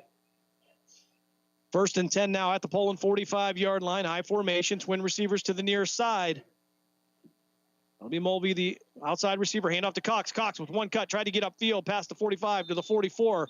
May have picked up one on the play. 2nd and 9 now for Martins Ferry. 9:16 left here, 4th quarter. And they're going to have a hold coming up against Martins Ferry. And that'll kick them back 10 yards. What do you think, Jim? Give me back? Makeup? Well, I don't like to think that that's the case, but I'm sure Poland wouldn't argue with it. They'll take it. The officials giveth 10 and they taketh 10 away. Yeah. So we'll mark this at the 45-yard line. 1st and 20 now for Martins Ferry. 9:16 left here, 4th quarter. Right after this play, we'll give you some more scores from the Discount Power Sports scoreboard update. Cox is limping real bad. The officials should see that and make him take a timeout, get him out of there. Ludoff back to pass, under pressure, and he's going to be brought down. And the backfield ball's loose, and I believe it was taken away from him. We'll see who comes up with it, but it looked like it was turned over and taken away from him, but they're going to say Martins Ferry covered it, but it's still going to be a sack for Poland, a loss of yards for Martins Ferry, and the clock runs now with 8:50 left here, 4th quarter. Holy mackerel. I don't know who hit him from up on top. They had one from down below, and they sandwiched him right at the right time. And, oh, my word, that was a shot. I would venture to say he doesn't know who it was either. They came in so fast. But Cox is going to go to the sideline with a limp. Discount Power Sports scoreboard update, Coach. Warren JFK now takes a lead over Monroeville 20-13. There you go. And Toronto takes a 21-14 lead over Springfield. Twin receivers to each side now. Ludoff in the shotgun. 2nd and 28. Ball at the 37. Williams in motion from right to left.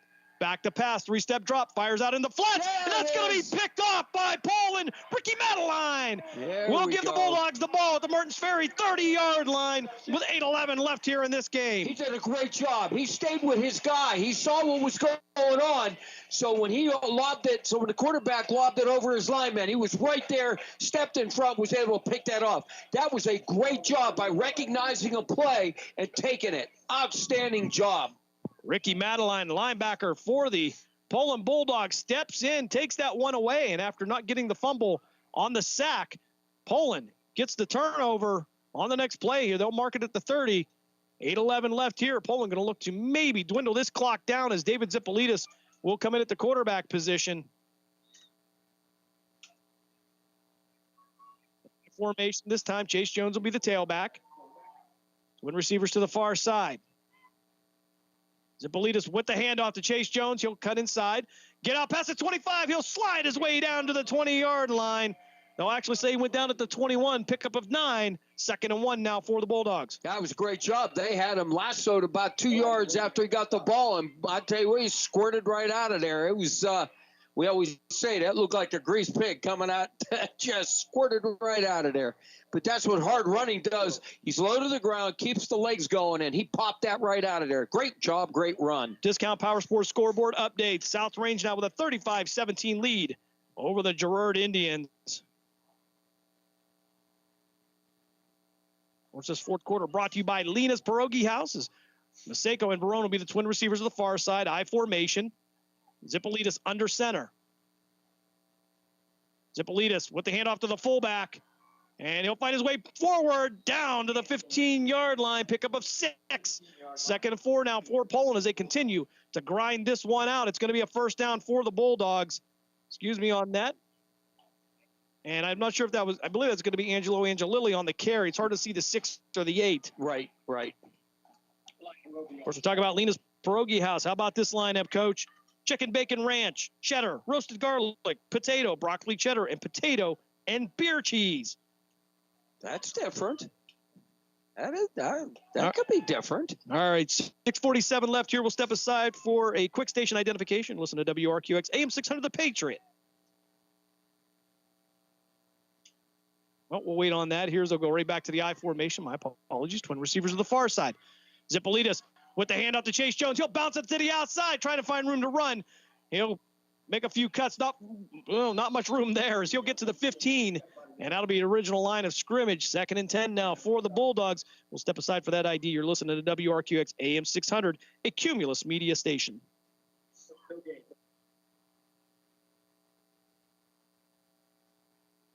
Columbiana County, this is your News Talk leader. WRQX, Salem, Youngstown, Warren. We are AM 600, The Patriot, a Cumulus media station. 5:56 left here in this round 2. Division 5, Region 17 playoff game. Poland with a 31-14 lead now with the ball. 2nd and 10 at the Martins Ferry 15-yard line. Poland grinding this one out here. It's going to be Verone and Maseko, the twin receivers, out to the far side. McCulley will be the tight end to the left. They move Angelilli to the wing to the left, and we'll get a whistle here. Poland will take a timeout. We will keep it right here for a moment as we take a look at the Discount Power Sports scoreboard update as things start to wind down here in week 2 of the OHSAA playoffs. Fitch still with a 21-14 lead over Harding. East Liverpool leads West Holmes 13-10. JFK taking the lead over Monroeville 20-13. Toronto and Springfield, Coach, all tied up at 14. That in the fourth quarter. Ursuline rolling now. It's 44-0 over Villa Angela St. Joseph. Cuyahoga Heights with a 1-point lead over Western Reserve. It's 7-6. Hickory 35, Corey 0. Malvern with a 42-8 lead over Lowville. And in the fourth quarter, Coach, it's still reported Perry with a 3-0 lead over the Struthers Wildcats. Or South Range with a 35-17 lead over Girard. Glenville, they get on the board first in the fourth quarter. It is Glenville 7, West Branch 0. Zipolitis now into shotgun, one running back to his right. Couple receivers to the far side. He'll send a man in motion from right to left. Zipolitis cutting back to the inside. Slip a few tackles. He'll cut back to the other side, and he'll be thrown down in the backfield. Luca Shane on the tackle, the 5'11", 185-pound junior. That's all right. Still, here's what I'm going to tell you. The clock's still running. So, and you know, with Stefanson that can kick a field goal, they're in good shape. They're just going to try to keep that clock running. Well, how much time on that Struthers game, Jim? Yeah, it doesn't say here, Coach. We're trying to get somebody that's up there because I am interested in seeing. That is a tight one. And it's been the whole game. Yep, down at the Cavelli Center. 5:12 left in the third period. The Youngstown Phantom 7, the Chicago Steel 2. How about Brookfield? What's the score on that one? We do not have Brookfield listed. Ooh, I'm not Brookfield. What am I saying? West Branch. I'm sorry. They are trailing Glenville by a score of 7-0. Glenville finally gets on the board. Wow. So McCulley and Maseko to the right side. And it's going to be Zipolitis up the middle, keeping the ball. He took a shot, but he'll stay on his feet, drive his legs, and get down to the 14-yard line. That's going to be a pickup of 4. It's going to be a hard pickup of 4. They would have to get to the 5-yard line for a first down. So what are they going to do? Is he going to kick the field goal, or is he going to just keep the clock running? I'm going to say he's going to keep the clock running. So 35-yard field goal attempt if they would try that. But worst case scenario, Coach, if Poland doesn't convert on the 4th and 9, then Martins Ferry just has the ball inside the 15-yard line. Well, they're bringing it out. Here comes Stefanson. All right, Jay Stefanson out to attempt the field goal on 4th and 9 from the 14-yard line. 31-yard field goal attempt with 3:50 left here in the game. Clock continuing to run. Josh Maseko to hold. Snap is back. Kick is up. And it is good. 3:40 left here in the fourth quarter. Stefanson has a 31-yard field goal. They give Poland the 34-14 lead. Yeah, that's what I was going to say. Just go and kick the field goal. There's only 3:40 left. You're down that many scores. It ain't going to happen. So Stefanson, with his second field goal of the night. Tag it. Gets you every time, doesn't it, Coach? I'll tell you what. The Garage Mahal, he's just got it going today. So Stefanson gives them the 34-14 lead with 3:40 left. And if you are a Poland Bulldog fan, you are probably starting to look toward next week. Yeah, well, that's that you are going to look forward next week because I don't see anything happening. All that scores down right now. I don't think that's going to happen.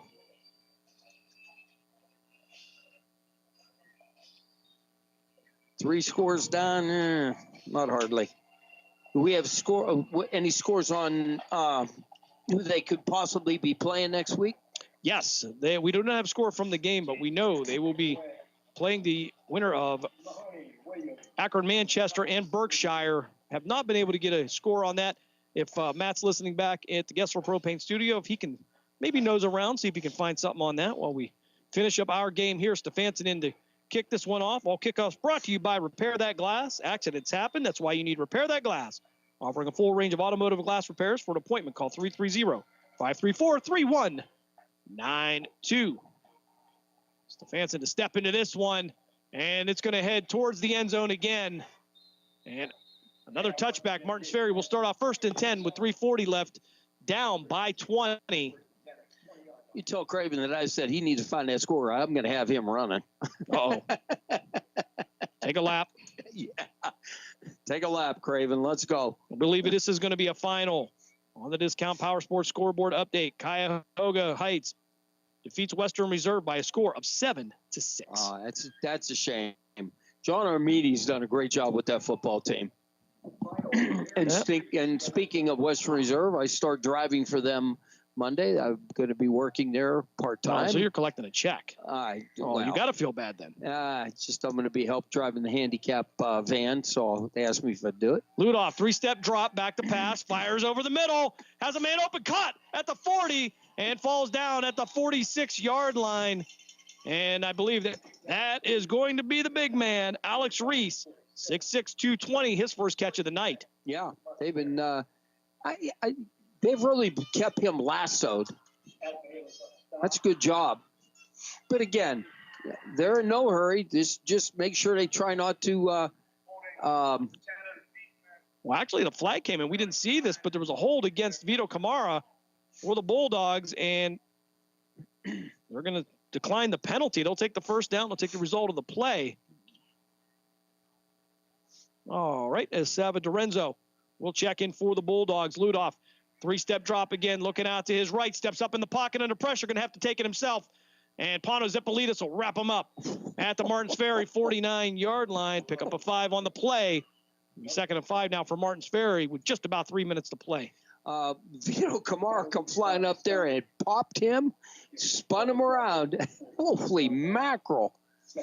And Zipolidis playing both sides of the ball tonight, as he usually does, but Poland really has gotten better through the year. A lot of players going both ways as they'll go 3 receivers to the far side, single receiver to the near side. Ludoff back to pass, fires. That's going to be caught by Williams at the 45. He'll slip a tackle, get out to the 40, and be brought down at the 36-yard line. But again, no harm, no foul. They got yards, absolutely, but the clock is running, and it's just taking them forever to go down there. Yeah, Ricky Madeline coming back to make the tackle. They'll place the ball at the Poland 35-yard line. 2:24 left here in the fourth quarter. Poland with a 34-14 lead. Looking towards round 3 of the OHSAA playoff. 3 receivers to the far side. Ludoff in the shotgun. Williams to the near side. Quick fire out to the far side. It's going to go off the fingertips of the receiver. Looking for the slip screen. Couldn't get it. And the clock will stop with 2:10 left. I really thought that could have been a backwards pass. They called it incomplete. So clock will stop with 2:10 left here. Take a look at the Only final from the area, that would be Cuyahoga Heights with the win over Western Reserve 7-6. Ursuline, safe to say, Coach, I think they're moving on. They have a 44-0 lead over Village Angela St. Joseph. Toronto now with a 28-21 lead over Springfield. JFK with a 28-13 lead over Monroeville. They trailed the whole first half. Ludoff taking the ball himself up the middle off the left side. And flag's going to come in. He'll go down at the 30. Dropped. Excuse me, that was a beanbag that came in. And Poland's going to recover it on a fumble. 2:02 left here in the game, and the Bulldogs will get to run this clock out. Poland, after that first drive there, a little bit of shell shock. They come alive the rest of the game and defensively have been outstanding. Yeah, they've done a great job on that one. I don't know about shell shock, but I think, you know, when you face a team that you haven't seen, you watch them on film. Film doesn't tell you how fast the team is or how strong a team is and what they can do. So, in my opinion, you know, they saw what they had, then they were able to adjust after that first drive. So Poland will get the ball with 2:02 left here in the fourth quarter. Fourth quarter brought to you by Lena's Pierogi House, your home for the area's best variety of pierogies.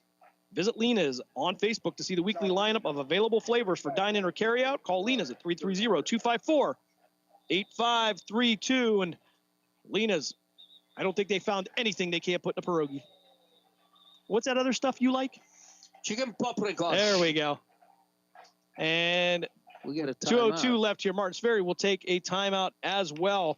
Want to remind you, coming up tomorrow at 12:15 pregame for the Grove City Wolverines. They will host the Case Western Reserve Spartans, and the kickoff will be at 1 o'clock. Of course, the Youngstown Phantoms back tomorrow night at 6 o'clock. They will have their second game of the weekend against the Chicago Steel. This is a class act, Jim. He called a timeout. Head coach called a timeout so he can go over there and congratulate his team and probably thank them. But it'll be the last time that they wear that uniform. That's a pretty class act, and he's making a whole house changes. So I hope maybe Poland will see that, and he'll put his freshman team in. I have a little different philosophy, Coach. Last game, I think I would put all my seniors in. Well, there might be some seniors that are in there. I don't know. But we talked about earlier about getting those young guys and get them that playoff experience. Sure. That's really what's propelled Poland, is the ability to do that and give them that experience. And it has worked out for the Bulldogs. 2:02 left here. Poland with a 34-14 lead over the Martins Ferry Purple Riders, as the Martins Ferry faithful starting to head for the gates.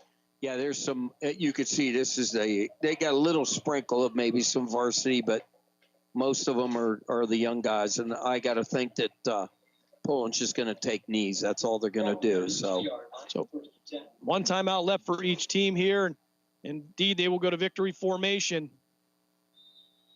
They'll take the first knee here. The clock will continue to run down. Our referee, Justin Patton, stepping in there to make sure there is no funny business. Yep. Head coach just went over to the line judge over on this side, shook his hand. And I'll tell you what, I'll give this coach credit. He's a class act. I like what I saw. So in a final, Coach, it is reported the Perry Pirates get a 3-0 win over the Struthers Wildcats. Wow, I would have never thought that. I really thought, and everybody talked about, Struthers was the team to beat this year. And looks like they took and maybe Poland took the wind out of them when they played. 1:15 left here. Poland will take another knee. It'll be Zippolitas taking the snap. Toronto now with a 28-21 lead over Springfield. Trying to get the time on that one here as we pull for Coach Guerrero and crew over there. Glenville now with a 13-0 lead over the West Branch Warriors over there in Beloit. That's huge. Yeah, the West Branch Warriors undefeated up until this point. Really have not been tested most of the season. Yeah, because you got to figure that I really thought Struthers and West Branch were gonna go deep into it. I really did. So 7 seconds left on the play clock, 35 seconds left on the game clock. And I believe the officials will let this one ride down as the Poland Bulldogs, they will get the 34-14 win over the Martins Ferry Purple Riders. And they will move on to take on the winner of Berkshire and Akron Manchester. Haven't been able to get a score on them, so we do apologize for that. However, Poland will move on to week 3 of the playoffs here, and a well-rounded performance offensively, defensively, and with special teams. Yeah, absolutely. That's the key. All of the third, and I call them thirds. So you got special teams, defense, and offense. Outstanding job. Let me tell you, the Garage Mahal has just opened it up. It looks like we're a 4th of July parade here. Mr. Jones has stepped up his game across the street, let me tell you. We're going to step aside for a timeout. We come back. We'll have the postgame show here on the Cleveland Cobras High School Football Game of the Week on City View Sportscast and WRQX AM 600 The Patriot. We're back right after this. Lena's Pierogi House is your home for the area's best variety of pierogies. Daily specials include the Polish platter, the Hungarian platter, stuffed cabbage, and halushki. Having a last-minute get-together? Lena's has you covered with a wide variety of frozen take-home pierogies and dumplings. Go to Facebook at Lena's Pierogi House to see the weekly lineup of available flavors for dine-in or carry-out. Catch the best at Lena's Monday from 10 a.m. to 4 p.m. and Tuesday through Friday from 10 a.m. to 8 p.m. 20 North Main Street in Hubbard, or call 234-254-8532.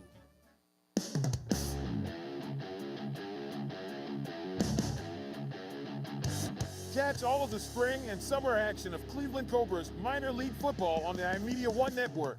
Follow the Cobras as they compete against teams from around the region and beyond in pursuit of a premier amateur football league championship. And if you're looking to continue your playing or coaching career after high school, college, or even the pros, go to Facebook at Cleveland Cobras Football or call owner Jesse Caldwell at 330-416-3442. Be a part of the excitement of Cleveland Cobras football.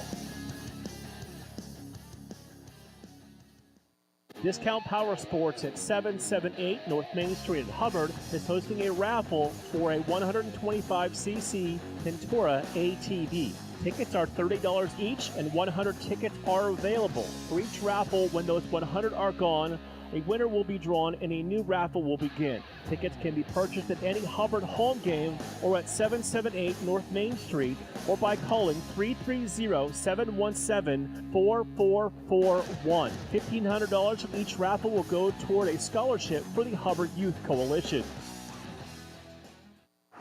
Accidents happen. That's why you need Repair That Glass. Specializing in windshield replacement and all other auto glass, we offer a full range of automotive glass repairs. Our technicians can do everything from minor chip repair to a complete replacement. Your windows don't go up or down, they can fix that too, along with custom glass work and antiques. Repair That Glass is a family-run business for over 40 years. Repair That Glass. Call for your appointment now at 330-534-3192. We now return you to the Cleveland Cobras High School Football Game of the Week on the iMedia One Network. Postgame here at Pavlinsky Field in Poland. The Bulldogs with a 34-14 win over the Martins Ferry Purple Riders. The Bulldogs will move on to take on the winner of Akron Manchester and Berkshire. And we can't seem to get a score on that, but nonetheless, we will find out later, and I would highly suggest you tune into social media here on the iMedia One Network. Let you know what's going on for next week here as we get late into the season here. Bulldogs continue to roll. Scoring recap went like this here. It would be the Purple Riders getting on the board first, 10:27 of the first quarter on a 28-yard run. It would be the freshman Cox into the end zone, giving Martins Ferry the 6-0 lead. The extra point would be blocked. 7:29 left here in the first quarter. It would be Vito Camara on a 29-yard run to give it Poland the 7-6 lead. Followed it up by second quarter action. 8:24 would be Jay Stefanson with a 31-yard field goal, giving Poland the 10-6 lead. Second quarter, 1:05 left there in the second quarter. It would be David Zipolidis hitting Chase Jones into the end zone on the 15-yard touchdown pass, and Poland would take the lead into the half. Third quarter, it would be Vito Camara on another 4-yard run to increase the Bulldog lead, followed up by at 1:43. It would be Williams into the end zone for Martins Ferry on a 9-yard touchdown run. They would get the 2-point conversion. 11:05 of the fourth quarter, it would be Vito Camara on a 14-yard run. They would increase the Poland lead, and then the Bulldogs would round it out with 3:40 left in the fourth quarter. Jay Stefanson would hit another 31-yard field goal to give Poland the 34-14 win. And Pat Lucia has a final as Akron Manchester That is not a final. It's fourth quarter, but it looks like Akron Manchester's on their way to beating Berkshire. And right now they lead 35-13. So we now go into neutral site games, and we'll try to figure out where everything is going to take place next Friday as we continue the Division 5 Region 17 playoffs. Take a look at the numbers, Coach, here. First downs, 23 for Poland, 18 for Martins Ferry. Rushing yards, Poland, 42 carries, 210 yards. For Martins Ferry, 33 carries, 117 yards. This was a team where the quarterback alone ran for over 100 yards last week. Yeah, absolutely. So they were able to lasso them. They got some yardage out there, but the whole thing is did they score? And certainly, we've talked about that all year long. Bend but don't break between the 20s or the 10s. It has been, you can have all you want, but once you get in the inside and that field gets small, Poland's been able to shut it down. Yeah, and that's what they have done defensively. They did a good job. Average yards on the rush would be Poland with 5 and Martins Ferry with 3.5. Poland would be 2 for 5 in the passing department. And for Martins Ferry, they would be 7 and 11, but that would also come with 2 interceptions. Passing for Poland, about 8 yards a pass, and for Martins Ferry, 13.4. Of course, they opened up that first series with a couple of big bombs. Total offense for Poland, 47 plays for 269 yards. Martins Ferry, 46 plays for 264 yards. Average play 5.7 for each, the same. But it would be Poland, Coach, working on with a couple of shorter fields, and then things set up well by the special teams for Poland. Yeah, absolutely. Again, I talk about everything is a third of the game, and special teams is a part of that third. And if you can do what they did tonight and continue to do it, it's a great weapon. Turnovers in favor of Poland. They were +2. Poland 1, Martins Ferry 3. And then we talk about the third down conversion. Poland 5 for 9, and Martins Ferry 3 for 7. They're going to be under 50%, and that contributed to some of their woes tonight. Poland was 1 for 1 on fourth downs. Poland would get 2 sacks also for minus 15 yards. So we talk about that well-rounded performance in all 3 phases of the game. If you're Coach Pavlancy, you got to be very happy about that. However, I think there's going to be a lot of discussion about those penalties coming up in film. That's 100%, and I'm sure that's exactly what he's going to do, because literally that could have killed them, and they could have lost this game over the amount of penalty yards, which I don't know how many penalty yards that they ended up with, but again, it's just you got to keep that down, especially when you get this time of the year. You get too many penalties in, you take that game away from you. Yeah, certainly frustrating for Poland, even though they have the 34-14 win. Thank you, buddy. And they'll move on to week 3 of the playoffs. We're going to step aside for one final timeout. When we come back, we will wrap it up here from Pavlansky Field in Poland. The Bulldogs get the 34-14 win. You are listening to the Cleveland Cobras High School Football Game of the Week here on City View Sportscast and WRQX AM 600 The Patriot. We are back right after this. Green light, let's get it. Green light, let's get it. Green light, let's get it.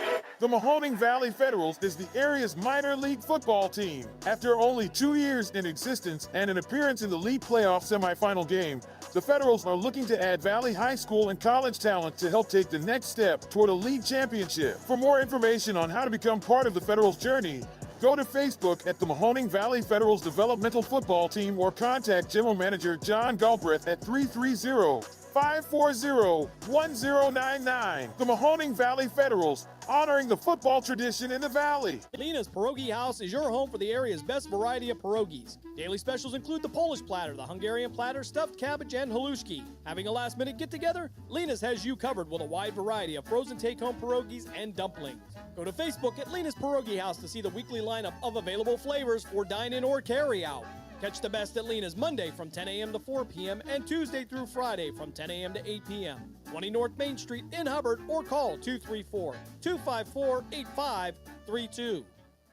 Accidents happen. That's why you need Repair That Glass. Specializing in windshield replacement and all other auto glass, we offer a full range of automotive glass repairs. Our technicians can do everything from minor chip repair to a complete replacement. Your windows don't go up or down, they can fix that too, along with custom glass work and antiques. Repair That Glass is a family-run business for over 40 years. Repair That Glass. Call for your appointment now at 330-534-3192.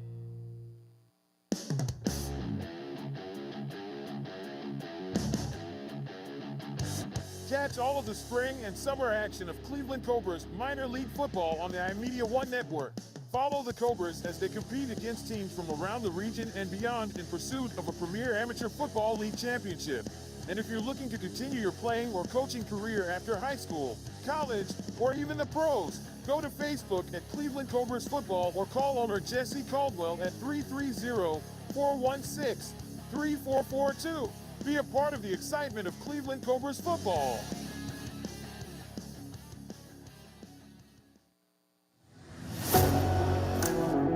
We now return you to the Cleveland Cobras High School football game of the week on the iMedia One Network. As we wrap it up from Pavlansky Field in Poland with a 34-14 win over the Martins Ferry Purple Riders. Will take a look one last time at the Discount Power Sports scoreboard update. Discount Power Sports is your go-to store for discount ATVs, dirt bikes, go-karts, electric bikes, and more.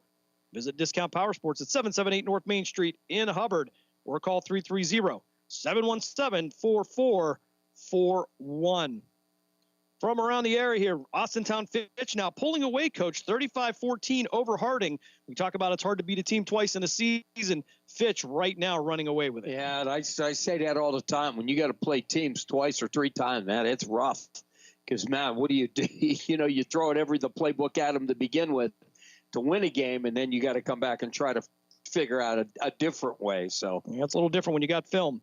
West Holmes now with a 24-13 lead over East Liverpool. It's a final. Malvern gets the win over Lowville, 42-14. Perry with a defensive battle. They get the win, 3-0 over the Struthers Wildcats. The Wildcat season comes to an end. South Range with a 35-17 lead over Girard. Looks like the South Range Raiders will move on as well. Over in the Keystone State, Sharon 40, Titusville nothing. And also in the fourth quarter, Glenville has a 13-0 lead over the West Branch Warriors. Cuyahoga, they get the 7-6 win over the Western Reserve Blue Devils. It's a final for Ursuline. 44-8 is your score. They defeat Villa Angela St. Joseph and move on. In the fourth quarter here, and this has got Coach Guerrero written all over this one, Coach. Springfield 29, Toronto 28. Oh, holy moly. And we know there's always a little twist there. Yeah, I'm sure there is. So many twists that sometimes you can't call the play. Also, right now, JFK leads Monroeville 28-19. Walsh Jesuit with a 28-21 lead over Hudson. And NPA Hickory with a 42-0 shutout over Corey. Poland will move on next week. They will take on, I believe it's going to be Akron Manchester. It was in the fourth quarter there. We're going to assume with 35-13 that one's probably going to be in the books. I want to remind you, coming up tomorrow, Grove City Wolverine football will be back. 12:15 pregame, 1 o'clock kickoff as they host the Case Western Reserve Spartans. The one-loss Grove City Wolverines looking to make the Division III NCAA playoffs there, and great job being done by Coach DiDonato and crew. Also coming up tomorrow night, at 5:45 pregame, it'll be 6 o'clock puck drop as the Youngstown Phantoms will host the Chicago Steel in Game 2 of their weekend series. And, of course, if things all go right tomorrow, we will also have Canton Akron Jets hockey at 2:30 coming from the Center Ice Sports Complex in Jackson Township. They will take on the number 1 team in the state, the Dayton Stealth. So, Coach, we move into week 3 here. We go to start going to neutral sites. Things change a little bit here. And, again, it's going to get a little harder here for these teams as it starts to dwindle down from that 16-game field down to less than a quarter of that now. Yeah, absolutely. So I'm thinking that maybe we're looking, again, depending on who offers their stadiums, could be Fitch, could be at Boardman, who else? No complaint on either one of those. Some great facilities in the Valley. Absolutely. I'll take that as much, less travel for us, let's just say. Yep. So as we start to wrap it up here, I want to make sure we thank all of our sponsors here, including Jesse Caldwell and the Cleveland Cobras, Malutic Live, Repair That Glass, the Mahoning Valley Federals, Discount Power Sports, Lena's Pierogi House, and Brian Tolnar and Mill Creek Metro Parks Golf Course.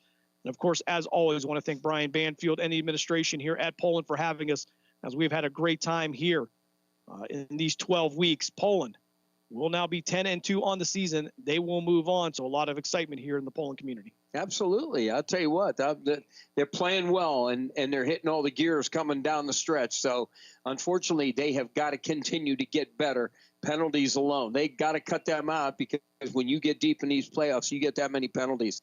It's hard to win. Yeah, and certainly we talked about the beginning of the season there, Coach. I don't think that they thought this was going to be a down year, but they really didn't know what they had in the development here. Including the depth that has come along here with Poland has really been outstanding. Yeah, I talked to a coach in the preseason who's standing behind me, and he wasn't sure on what we got, and now he's giving me don't tell him. But my brother David, we talk all the time, and that's what they weren't sure what they were going to have. They thought that they were going to be a little bit young and they were going to be steady, but they could get it done. But as we saw as the season progressed, they got better and better and better. Yeah, a lot of fun stories here with the Poland Bulldogs. Absolutely. Now we're going to wrap it up here from Pavlansky Field. I want to thank you for joining us here on City View Sportscast and on WRQX AM 600. I want to thank Bill Kelly and Ben Slagle, especially over there at 600, for keeping us on the air. I know sometimes we have those technical issues, but it's all right. He does a great job, and we certainly do appreciate it. For the coach, Bob Gessler, for Pat Lucia, who will be back here tomorrow at 9 a.m. with the Saturday Morning Sports page, and for Matt Craven back in the Gessler Propane studio, I'm Jim Craven. Thanks for joining us again here on the Cleveland Cobras High School Football Game of the Week, and we hope to see you back here next week for round 3 of the playoffs. Your score one last time here. Poland gets the win over the Martins Ferry Purple Riders, 34-14. They move on, and we hope you have a fantastic weekend. Good night, everybody. Good night, all. We thank you for joining us for this special presentation of Western Reserve Radio. And we now return to our regularly scheduled programming.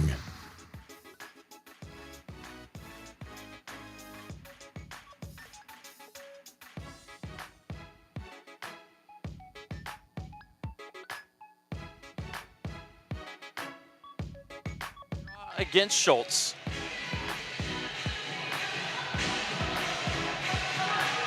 Hesh wins the draw cleanly, 2 for Sard. DDD to Murphy, pass was in his skates, he couldn't keep it, and Hage will play it to center. Over to Schultz, into the zone, across to Sisson. Shot missed the cage. Off the end Waltz, picked up by Monroe with 35 seconds left in regulation. For Sard, softly into the right corner. Taken there by Veronin, sent down low for Monroe. Loses the side of the cage, picked up by Comstock for Chicago. He'll lift it out to center. Trying to skate into it is Schultz, but Murphy defended well. Left at the top of the circle, Hage spins there with 20 seconds left. Hage back down low, couldn't find Schultz. Nice stick by Carter Murphy. Puck behind the cage with 10 seconds left in regulation. Christopher Rumble telling them to take it easy. All the players just looking up at the clock. And that's going to do it for this one. Youngstown gets the win tonight by the final score of 7-2. Shots on goal for the game, 35-18 in favor of Youngstown fans with 11 shots in the third period. Chicago with 4. Going to go ahead and step aside for a timeout, and when we come back, we'll have the post-game show here for you on Western Reserve Radio and Flow Hockey. Youngstown has a distinguished legacy, and we're honored to now serve the Mahoning Valley. In your story, we find our purpose. And Number One Cochrane is committed to ensuring every chapter is driven by reliability and dedication. Because buying or servicing a vehicle is more than just a transaction. It's about helping people go farther, accomplish more, and enjoy the freedom of reliable transportation. With a great selection of brands in Youngstown, we can offer you more choices, greater value, and our completely transparent, clearly better car buying experience.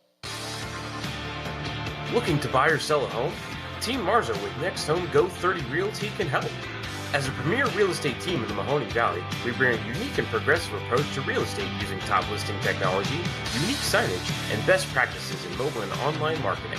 Our customer-centric approach combines the best of technology with years of marketing expertise to provide an exceptional buying or selling experience. Call us today at 330-503-2250 so you can move with Marzo.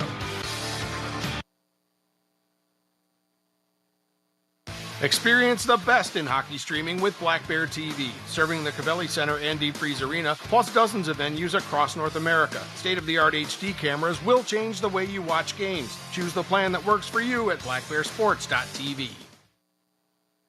The $6 meal deal is here. It starts with Dunkin's legendary coffee, a toasty, melty bacon, egg, and cheese sandwich, and a crispy, crumbly order of hash browns. It's kind of the biggest deal in breakfast. The $6 meal deal, available now. Get me drain.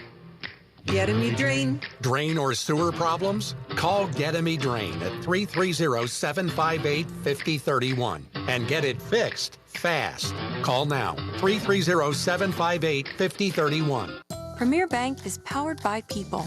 People like our proud and strong and wonderfully one-of-a-kind customers who trust us with their dreams and goals. People like our attentive employees who listen and collaborate to consistently deliver the best customer service in the business.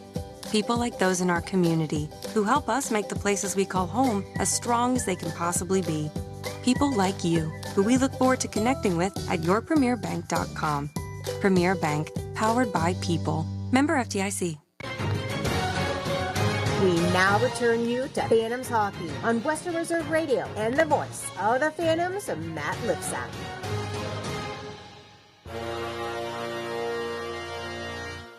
Welcome back inside the Gavelli Center for the postgame show. Your final score here tonight, Youngstown 7 and Chicago 2. Phantoms got on the board at 4:58 of the first period. A power play goal for Adam Bannock, third of the season. Jardine and Osborne with the helpers. 9:59 of the first, Voronin with the steal and score unassisted for Kuzma Voronin, his fourth of the season, 2-0 Phantoms. At 12:34, Colson Hanrahan, his first of the season. Jack Hextall and Michael Messick with the assist, 3-0 Phantoms. At 13:43, Cade Stengram, his second of the year. Voronin and Jakob Hesch with the helpers, 4-0 Phantoms at the end of the first. At 12:52 of the second, Stengram makes it 5-0 with his second of the night, third of the season. Voronin and Luke Osborne with the helpers. Chicago gets on the board at 15:35. Ben Yurchuk's first of the season. Luke Gockler and Colin Sisson with the helpers. 17 seconds later, Jakob Hesch gives the Phantoms back the 5-goal lead with his third of the season. Kuzma Voronin and Luke Santilli with the helpers. And at 17:49, Ashton Schultz, his fourth of the year. Hedry Major with the assist. Youngstown leads 6-2 at the end of the second. At 5:20 of the third, Michael Messick, unassisted, put home his own rebound for his third of the season, and that's how we got to our 7-2 final. Melvin Strahl got the win, his sixth of the season. He stopped 16 out of 18. Luca Cloutier played the first two periods. He's going to take the loss. He stopped 18 out of 24. Jack Parsons on in relief. He stopped 10 out of 11 in the third period. Chicago power play was 0 for 4. Youngstown power play was 1 for 4. These two teams going to do battle again tomorrow night here at the Gavelli Center. Puck drop scheduled for 6:05 p.m. Pre-game show will start at 5:45 on Western Reserve Radio and Flow Hockey. For Dave Ferris and Brendan Miller, my name is Matt Lipsack, the voice of the Youngstown Phantoms. Thank you so much for tuning in tonight, everybody. One more time, your final score, Youngstown 7 and Chicago 2. We'll catch you here in Youngstown tomorrow night. Sound out. Fade to black. We thank you for joining us for this special presentation of the iMedia One Network, and we now return you to your regularly scheduled programming.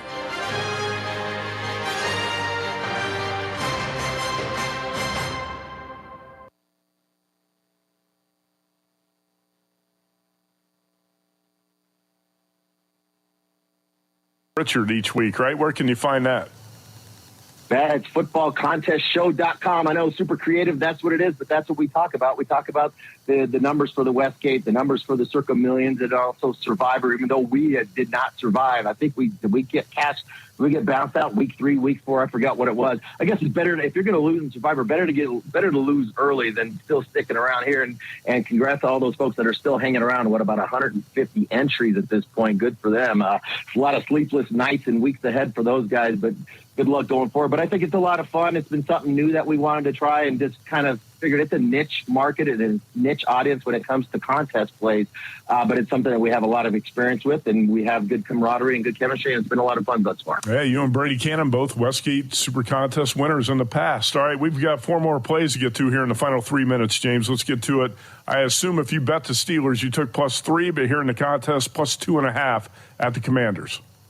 Yeah, sometimes you don't always get the best number. And, in the contest, whether you're playing in the 5 pick a week or in this case here with you, Matt, the 7 picks a week, I'm not playing any college, strictly NFL for me all season long. So I got to pick 7 games. Doesn't mean I love all 7 games. I would say I like the Steelers in this matchup. I'm getting the 2.5. I'd love to get the 3, but that's the number. We got to roll with it. But it's going to be an interesting game. I think it's going to be the game of the week in this sense that Washington really exceeded expectations. I kind of think Pittsburgh did too. I didn't think Pittsburgh was going to be. We know the identity of that team, being physical on both sides of the football. They've lived up to that. But now with Russell Wilson coming in, being able to push the ball down the field and some deep threats, I think that's going to challenge really a kind of porous secondary for Washington here.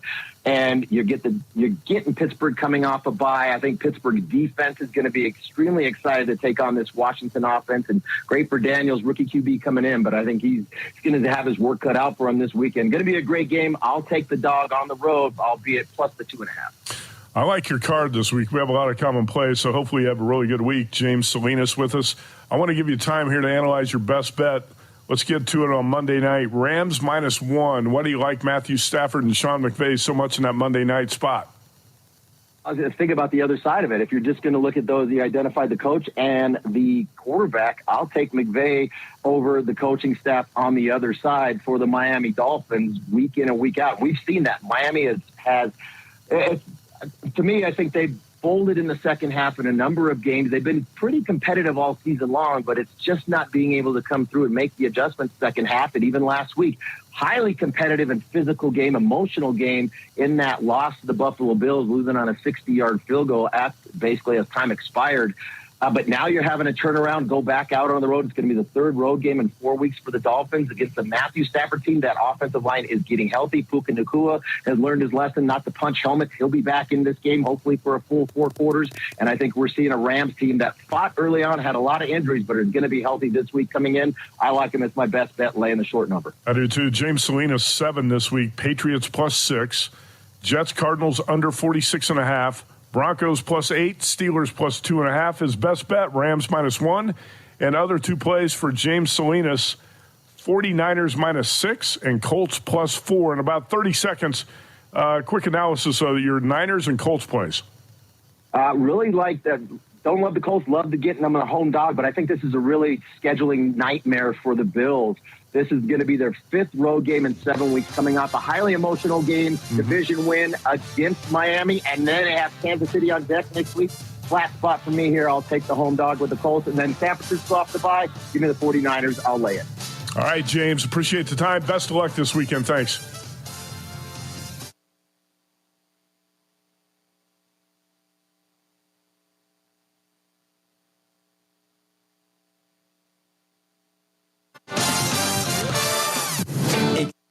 The time of your life at Circa Resort and Casino in Las Vegas. Live it up with the world's largest sports book, Circa Sports. Get loose and get loud with all sports, all seasons at Stadium Swim. Take in the $1 million views at our rooftop lounge, Legacy Club. Go big and go all night with our luxurious rooms and suites. Book the time of your life today at circalasvegas.com. It's your swim game at Circa Resort and Casino in Las Vegas, featuring the best pool in history, Stadium Swim. 3 levels, 6 pools, and a 143-foot diagonal screen. It's 365 days of fun in the sun.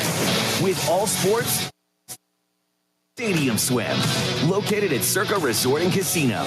Book today at circalasvegas.com. This is Follow the Money on VSiN. The Lattimore pickup for the Commanders is really something else. Wendy's breakfast burrito has an entire breakfast in every bite. Fresh cracked eggs, seasoned potatoes, American cheese, cheese sauce, and sausage or bacon. So the first bite is like fresh cracked American cheese sauce. Bacon. And the second bite is like fresh cracked American cheese sauce. Bacon. You get the idea. And now, get yours with $1 any size soft drink. Gotta be Wendy's. Limited time only. Price and participation may vary. Not valid in a combo. Exclusions apply.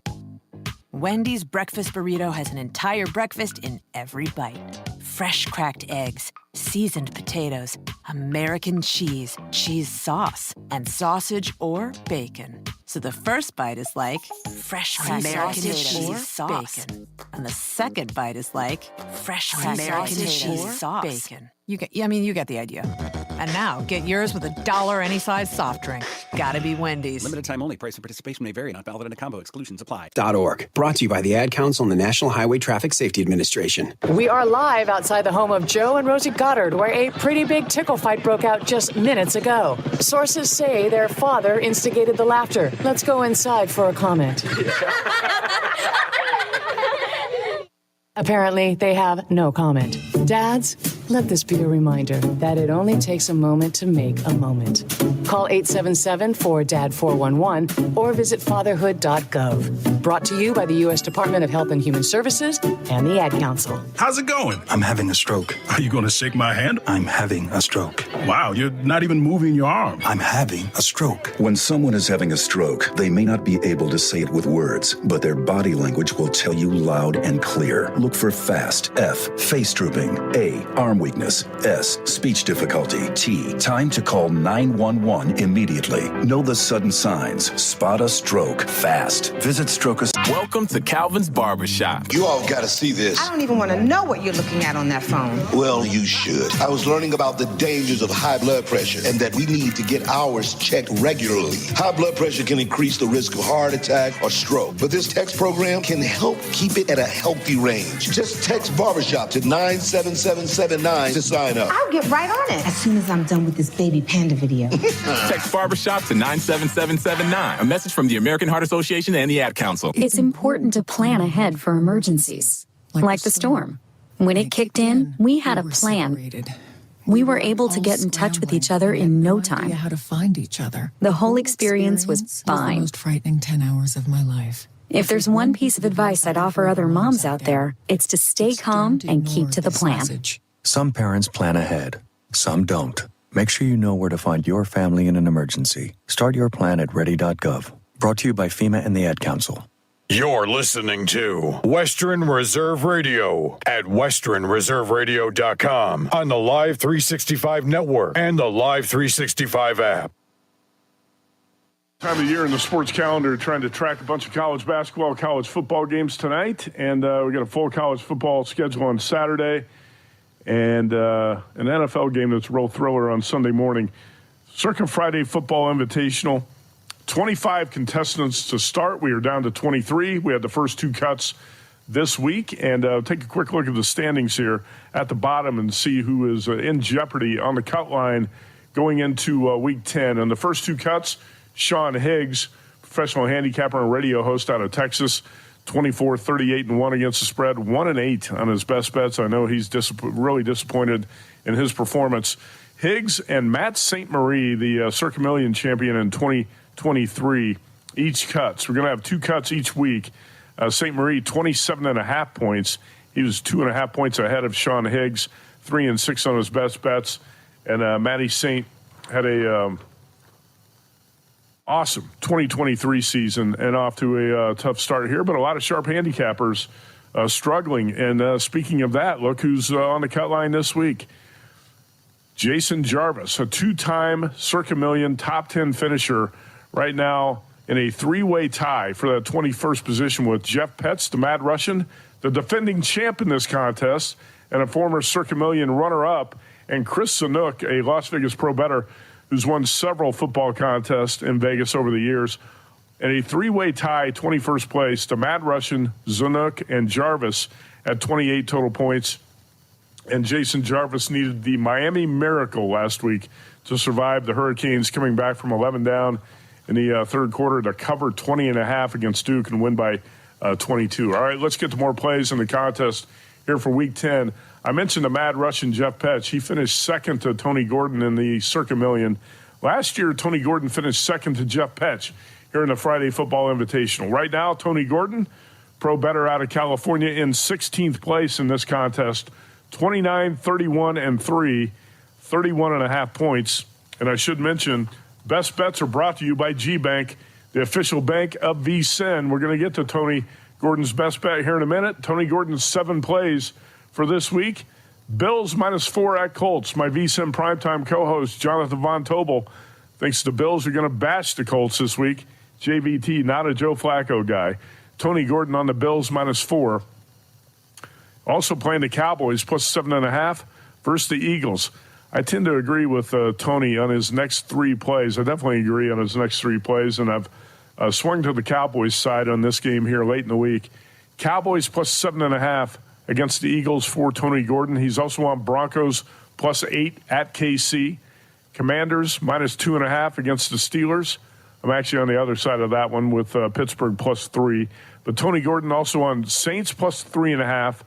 Dolphins +1 on Monday night. And the best bet for Tony Gordon, Bears -6 versus the Patriots. So he's opposite of James Salinas, who just came on the previous segment, said he's taking the Patriots in the points against the Bears. Tony Gordon's best bet, Bears -6. Again, Tony Gordon, 2021 Circa Million champ, runner-up in this contest a year ago. You can follow him on Twitter at Derbify.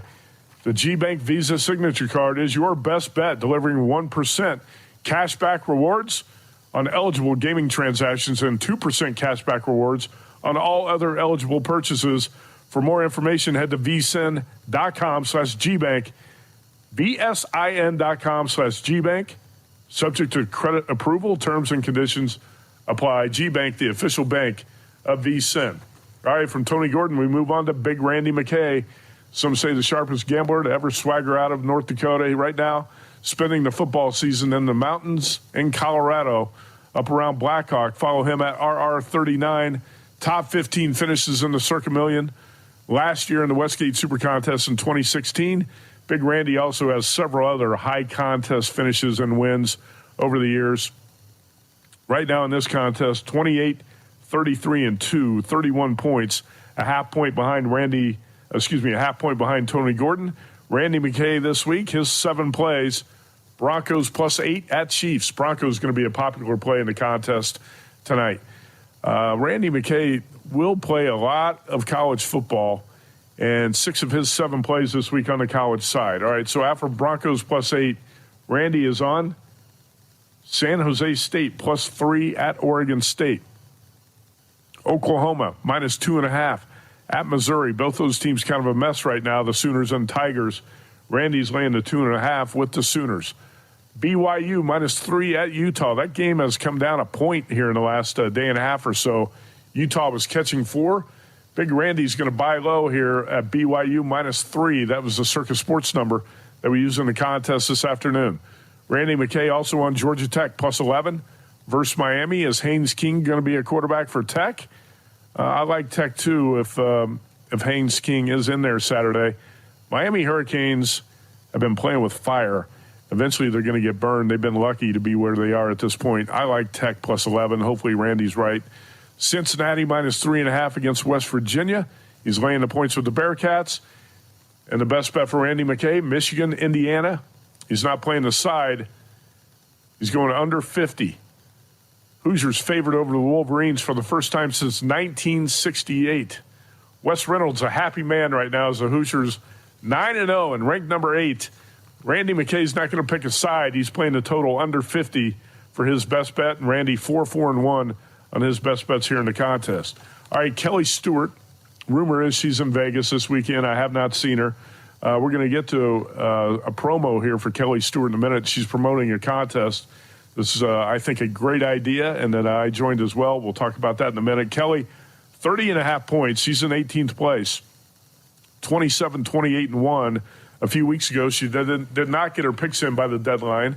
She did not take an 0-7. She just took a 0-0 that week. Professional handicapper from Florida, winner of the Westgate Super Contest mini contest in 2013 at Kelly in Vegas. 6-2 on her best bets after starting 6-0. Kelly Stewart loves college football. And this week she is on Air Force +9.5 against Fresno. North Texas +3 against Army. Utah +3. Georgia Tech +11. Kansas +2.5 against Iowa State. I'm sure if she bet that, she's got Kansas +3. That game at Arrowhead Stadium in KC. I like the Kansas side as well. Kelly Stewart also on Virginia +7.5 at Pitt. And the best bet for Kelly, Texas Tech plus 4 against Colorado. Love to have 7. You only get 4 with the Red Raiders. Some pretty popular dog plays there. I like them all. Hopefully Kelly has a big week. And again, Kelly Stewart promoting the Super Contest reboot at the Westgate Sportsbook. And this is a great idea. Through 9 weeks, if you're not happy with your contest performance or you say, hey, I want to do this again, you get a restart at the Westgate Superbook. You can sign up by Saturday morning, $500. The Super Contest reboot, is weeks 10 through 18. Here's Kelly Stewart promoting this contest on a video for the Westgate Superbook. Did you miss signing up for the Westgate Super Contest this year? Or maybe you're doing as poorly as I am? Well, I have good news because the Westgate Superbook reboot is right around the corner. The Superbook in Las Vegas is accepting entries until Saturday, November 9th at 3 p.m. 5 entries max per person, $500 buy-in. Just like the regular Super Contest or Super Contest Gold, this one is 5 picks against the spread each and every week. The contest starts week 10 of the NFL season and concludes week 18. Could one of them be you? All right, I went over there and signed up after the show last night. I was contestant number 110. Hopefully get up to around 200 or so contestants in the Super Contest reboot, and you have until Saturday to sign up. $500. Brand new contest starts this week. All right, let's get to John Accorsi, professional bettor from Massachusetts, winner of football contests at the Golden Nugget and William Hill in the past 3 years. Top 15 finish in the Westgate Super Contest last year. Accorsi, 28, 34-1, 29.5 points, 2-7 on the best bets so far. He's in 19th place. This week, John Accorsi on Saints plus 3.5. Colts plus 4. He's going to lay it with James Franklin. Penn State minus 12.5 against Washington. He's taking it with Georgia Tech plus 11 against Miami. Middle Tennessee plus 11.5 versus Liberty. Virginia Tech plus 6 versus Clemson. And best bet for John Accorsi, Ole Miss plus 2.5 against Georgia. All right. John Accorsi loves college football as well. 5 of his 7 plays in college. Rob Brandt, former Circus Survivor co-champ. New York Jets and Indiana